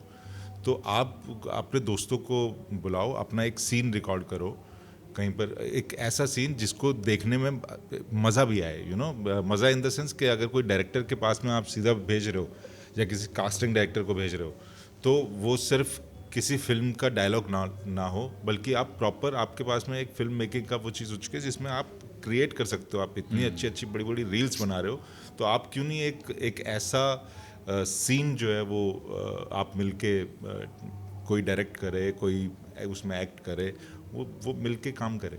जो मैं अभी शुरू करने वाला हूँ, एक कम्युनिटी मैं शुरू करना चाह रहा हूँ, तो जिसमें मैं सब लोगों को इकट्ठे करने की कोशिश करूँगा एंड विल वर्क टुगेदर, साथ में काम करेंगे। हमारे पास में मतलब वो प्रैक्टिस रहेगी एक दूसरे की। आपको नंबर मैं भेज दूंगा, तो मुझे प्लीज़ सबसे पहला नाम मेरा ऐड होना चाहिए कम्युनिटी में, बिल्कुल।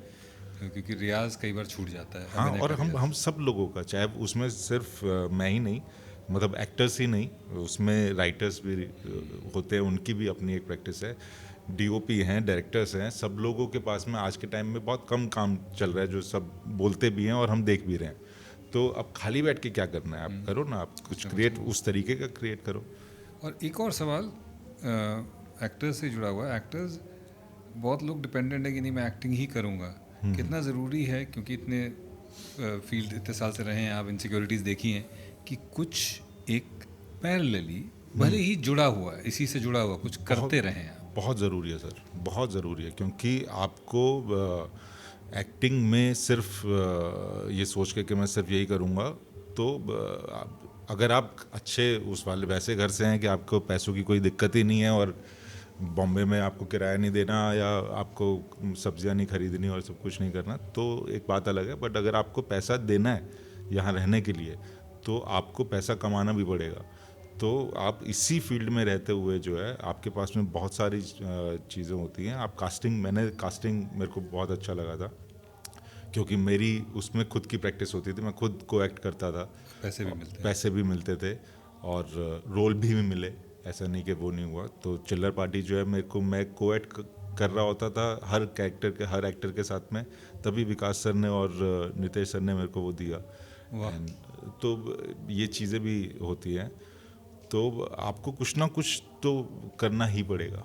और मेनली आप सराउंडेड रहते हो ना उन्हीं लोगों के साथ में, फिल्म मेकर के साथ में, चीज़ें उसी के बारे में बातें हो रही हैं, वो कल्चर में आप उसमें रहते हो, तो आप इसके बजाय कि आप कुछ और करो, आप इससे जुड़ा कुछ करें ना, तो वो अपॉर्चुनिटी है, तो बिल्कुल ऐसी अपॉर्चुनिटीज जहाँ पे आप पैसा कमा सकते हो। और हर इंसान की जर्नी अलग अलग होती है, और आप उसके साथ साथ और भी आप जो है ऑडिशंस भी दे सकते हो, सब कुछ कर सकते हो। आज के वक्त में हमारी इस लाइन के अंदर ऐसा नहीं होता कि आप यहीं रहोगे, आप कहीं नहीं जा सकते आप। और एक और मुझे लगता है कई बार लोग ना इसको लेकर बहुत वो हो जाते हैं नॉस्टैल्जिक, कि हाँ ये स्ट्रगल है मेरा, मैं खाली पेट रह रहा हूँ 3 दिन 2 दिन। अरे बाप रे भैया, वो आप क्रिएटिविटी मार रहे हो बेसिकली। हाँ, नहीं आप कुछ नहीं कर रहे हो, फिर तो आप वापस आओ, चले जाओ, अपने आप को मारने से क्या फायदा है। तो अब है बारी फन एंड रैपिड फायर। तो अभी तक फनी चल रहा था ना, अभी तक फनी चल रहा था ना। हैम्पर कहाँ है भैया? हैम्पर कहाँ है? मैं पार्टनर जरूर हूँ, पर पैसे सब उसी के पास होते हैं, ऐसा लग रहा है। वैसे तो तुमने बता दिया है, और आकाश आप तो बिल्कुल एकदम ब्रूटली ऑनेस्ट होके इस सवाल का जवाब दें। एक सेकंड मेरे ऊपर है क्या? First impression of each other on the set of Bindiya, first impression of you of him. बोलता बहुत है, तो ये था कि इसको चुप भी करवाना है, और समझदारी की बात बीच बीच में आती हैं बहुत सारी, तो वो ऐसा था कि नहीं भाई निकल, और मुझे भी खुद भी बात करनी है, और वो करते करते करते करते वो ऐसा हो गया कि फर्स्ट इम्प्रेशन वहाँ से शुरू होके ये हो गया कि नहीं भाई तू बोल। मुझे अच्छा लगता है, क्योंकि हम जो है ना, हम बहुत सीरियस काइंड ऑफ रहने वाले लोग टाइप्स में था, मैं हो गया, राज सर हो गए, और भी ये योगी जब होता है तो हमको मिलने में मज़ा आता है, खुशी होती है। ये भी अगर चुप हो गया तो फिर तो हम चाय पी के निकल जाएंगे कहीं में। पर जो आपका पहला इंप्रेशन था ना, बोलता बहुत है, बहुत बोलता उसमें मेरा +1 जोड़ दें आप। क्या बहुत ज़्यादा। बहुत ज़्यादा। अच्छा तुम भी कुछ बताओ भाई इनके बारे में। भाई का इंप्रेशन, भाई का इंप्रेशन तो बहुत, मैं वो बोल रहा हूँ जितना मैं बोलता था, मैं बहुत सीरियस आदमी यार, कैसे बात शुरू करूँ, है ना। और ये भी सोच रहा था ना हमेशा कुछ ऐसा ना बोल दूँ, क्योंकि मैं जैसा हूँ ना, मैं कभी हर्ट कर जाता हूँ लोगों को, ऐसा मुझे लगता है Not hurt, कि it मतलब says that वो तो आप कोई बोलते बोलते कुछ ऐसा बोल हाँ सकते कुछ ऐसा बोल गए जिसे पता नहीं क्या, क्योंकि फिल्टर उस तरह का नहीं लगाया कि हो। Right. और उसीलिए मैं कोई दो जिंदगी नहीं जी रहा हूँ, एक ही जिंदगी जी रहा हूँ सर, कि मैं जैसा भाई को देख रहा हूँ, मैं कहा यार मैं कुछ बोल ना दूँ जिससे इनको बुरा लग जाए, है ना। एक लगता है ना कि कितना काम, मतलब हर तरह से सीनियर है मेरे से, हर तरह से सीनियर है, सेंसिबल हैं, सीनियर हैं, अच्छा काम करते आए हुए हैं, है ना। और आज मौका मिला है काम करने का, तो एक रेपो बनाना है, रेपो बन रहा है, तो वो ऐसा ना हो कि कुछ मैं कर दूं योगीपन और गड़बड़ हो जाए। भाई तुम मतलब पता नहीं, मैंने जितना बिग बॉस किया है 16 साल में, मुझे लगता है कि तुम बिग बॉस मटीरियल हो। जाना चाहिए तुम्हें, बिग बॉस एक बार चाहते तो हैं जाना चाहिए कि योगी बिग अरे बॉस ये में नहीं आए। करने। अच्छा as a contestant. Okay okay, मेरा ही तुमको काम मिला है छीनने के लिए हैं? नहीं नहीं नहीं, अच्छा, who is more likely to forget lines? Lines तो हमको लगता है हम प्रिपेयर्ड आते हैं, या वेरी गुड। ये एक दूसरे के बारे में, अपने थोड़ा बारे आकाश में भाई आप भूल जाते हो ना लाइन में कोई कभी? हाँ, एक था, जब भी मेरा जिक्र होता है तो भूल जाते हैं। एक शॉट था जिसमें चाचा ने पहले कितने टेक्स दिए थे? 17। उसका रिकॉर्ड तोड़ा था 22, लेकिन लाइन नहीं भूला था। कुछ चीज़ें वहाँ चल रही थी, ओपन में चल रहा था, और भाई साहब पता नहीं, मतलब एक शॉट था हमारा, बहुत लंबा सीक्वेंस था वो, कुछ ना कुछ गलतियाँ हो रही थी। स्टैटिक उस पे कैमरे पे हो रहा था वो, और हम लखनऊ मेन एकदम अरे मार्केट के अंदर शूट कर रहे थे, तो रोड क्रॉस करके हमें पहुंचना था। उसमें क्या था कि मास्क भी ना दिखे कोई, कि उस तरह उस जमाने का, उस वक्त का नहीं है ये, और कोई डिस्टर्बेंस भी ना हो, चीज़ें हो रही थी। और हमारे जो डायरेक्टर साहब वो एकदम प्रिसाइज जो चाहिए वो चाहिए, वो मुझे बोल देते थे कितना ही टाइम लग जाए। हाँ, वो मतलब वही तो उनका खास, मतलब मेरे को लगता है उनकी जो क्वालिटी है कि भाई हम कल आ जाएंगे, ये जो चाहिए वो चाहिए। जब आपको कोई ऐसे लिबर्टी देता है ना, मतलब इतना छूट देता है, तब आप एकदम रिलैक्स होते हो एज एन एक्टर, और रिलैक्स होना एक्टर के लिए बहुत ज़रूरी है दोस्तों, हैं। तो फिर वो शॉट चल रहा था, उसके कई सारे टेक्स होने के बाद में एक टाइम जब आया कि वहाँ पर पुलिस वाले खड़े, तो योगी वहाँ से पुलिस वाले को भी कह रहा है, अरे हट जाओ ना, हट वहाँ से। मैंने, योगी रहने दे ना, तू अपने में रह। अरे मुझे प्रेशर आ रहा था कि इतने टेक्स क्यों हो रहे हैं यार। और मुझे पता एक ही लाइन, पूरे सीक्वेंस में बहुत सारी बातें हो रही थी, लाइन्स कोई नहीं भूलता था। लाइन नहीं भूल रहे थे, बट जो थॉट आना चाहिए ना एक लाइन पे, वो नहीं आ पा रहा था। वो मुझे ही पता था, डायरेक्टर से भी पता था कि वहाँ लैंड नहीं कर रहा है, तो हम लोग कर रहे थे। तो ये तो अनकंट्रोल एनवायरनमेंट में हुआ। हमने तो 22 टेक एक कंट्रोल एनवायरनमेंट में बिना एक डायलॉग के दिए हैं, क्योंकि डीके सर थे शूट पे। डीके सर पूरा कोरियोग्राफ करते हैं, राज एंड डीके में। हम लोग फैमिली मैन सीजन 3 शूट कर रहे थे, ऑफिस के अंदर का सेटअप, हैंड हेल्ड। तो इस मोमेंट पे इसको एंटर होना है, इस मोमेंट पे तुमको उठना है, इस मोमेंट पे तुमको बैठना है, इस मोमेंट पे 22 टेक। उनको जो चाहिए कि भैया एक, तो ये ज़रूरी नहीं कि लाइन भूलने से ही रीटेक होते हैं। नहीं, कई बार चीज़ें अपने कंट्रोल में होती ही नहीं। सर मैं टेलीविजन का आदमी हूँ सर, हम लाइन कहाँ भूल सकते हैं। Yes, you can't afford to, मतलब टाइम ही नहीं होता। हाँ, टाइम ही नहीं होता सर। और लाइनें भी ऐसा नहीं कि एक एक दो दो हाँ, वो पूरे 12 खर्रे के पेज। खर्रे। अच्छा, अगर कृष्णा और सुक्की को बड़ा और छोटा दामन बनना हो तो कैसे दिखेंगे? कूप कर देंगे। कूप कर देंगे। कूप, अच्छा अगर कूप करनी हो हाँ, बड़ा और छोटा के अगेंस्ट, तो कैसे करेंगे? बड़ा और छोटा के अगेंस्ट, बड़ा को जेल से बाहर नहीं आने देंगे, छोटा यानी कि पप्पा, और छोटे को हमको लगता है दाढ़ी से बहुत प्यार है, दाढ़ी हटवा देंगे। नहीं वो तो नहीं करेंगे हम, नहीं करेंगे। बहुत पिटेंगे। वैसे छोटा जो है वो थे हमारे घर में, हाँ, बिग बॉस के घर में थे ना। हाँ, अरे बहुत बढ़िया, बहुत बढ़िया, मस्त कमाल आदमी है। दोनों को कैरेक्टर में जाने में ज़्यादा समय किस में लगता है? पर हमें लगता है सेट पे तो कैरेक्टर में जाके ही आते हैं हम। नहीं, कभी कभी मुझे लग जाता है सिचुएशन में, क्योंकि मुझे ऐसा लगता है भाई तो रहते कैरेक्टर, मैं कभी कभी बाहर आता हूँ, क्यों बोलते बहुत लेकिन एक कमाल की चीज़ है इसके अंदर, इतना बकबक बकबक करेगा लेकिन मतलब उसमें आएगा तो एकदम बिल्कुल फुल फोकस। और ये ही reminded me of Manoj sir. Manoj sir के साथ शूट करना बहुत मुश्किल है, अच्छा, क्योंकि आपको उनको देख के लगेगा ये तो बड़ा आसान काम है, ही हा वो चल रहा है, और सडनली वो पूरे हाँ अपना जैसी कुछ वो शुरू हुआ तो वो एकदम ये इनके साथ भी ऐसा ही है। चेंज। आप अभी भी उसी हम कहाँ जाएं भैया। वही शारिफ भाई के बारे में मैं बात करता, उनका भी शारिफ भाई के साथ वही काम कर सकते हैं मनोज सर। शारिफ भाई के साथ भी काम करना आसान नहीं है। फेवरेट डायलॉग बिंदिया के सेट पे बोला हुआ? आपने तो बोला ही बहुत कम है।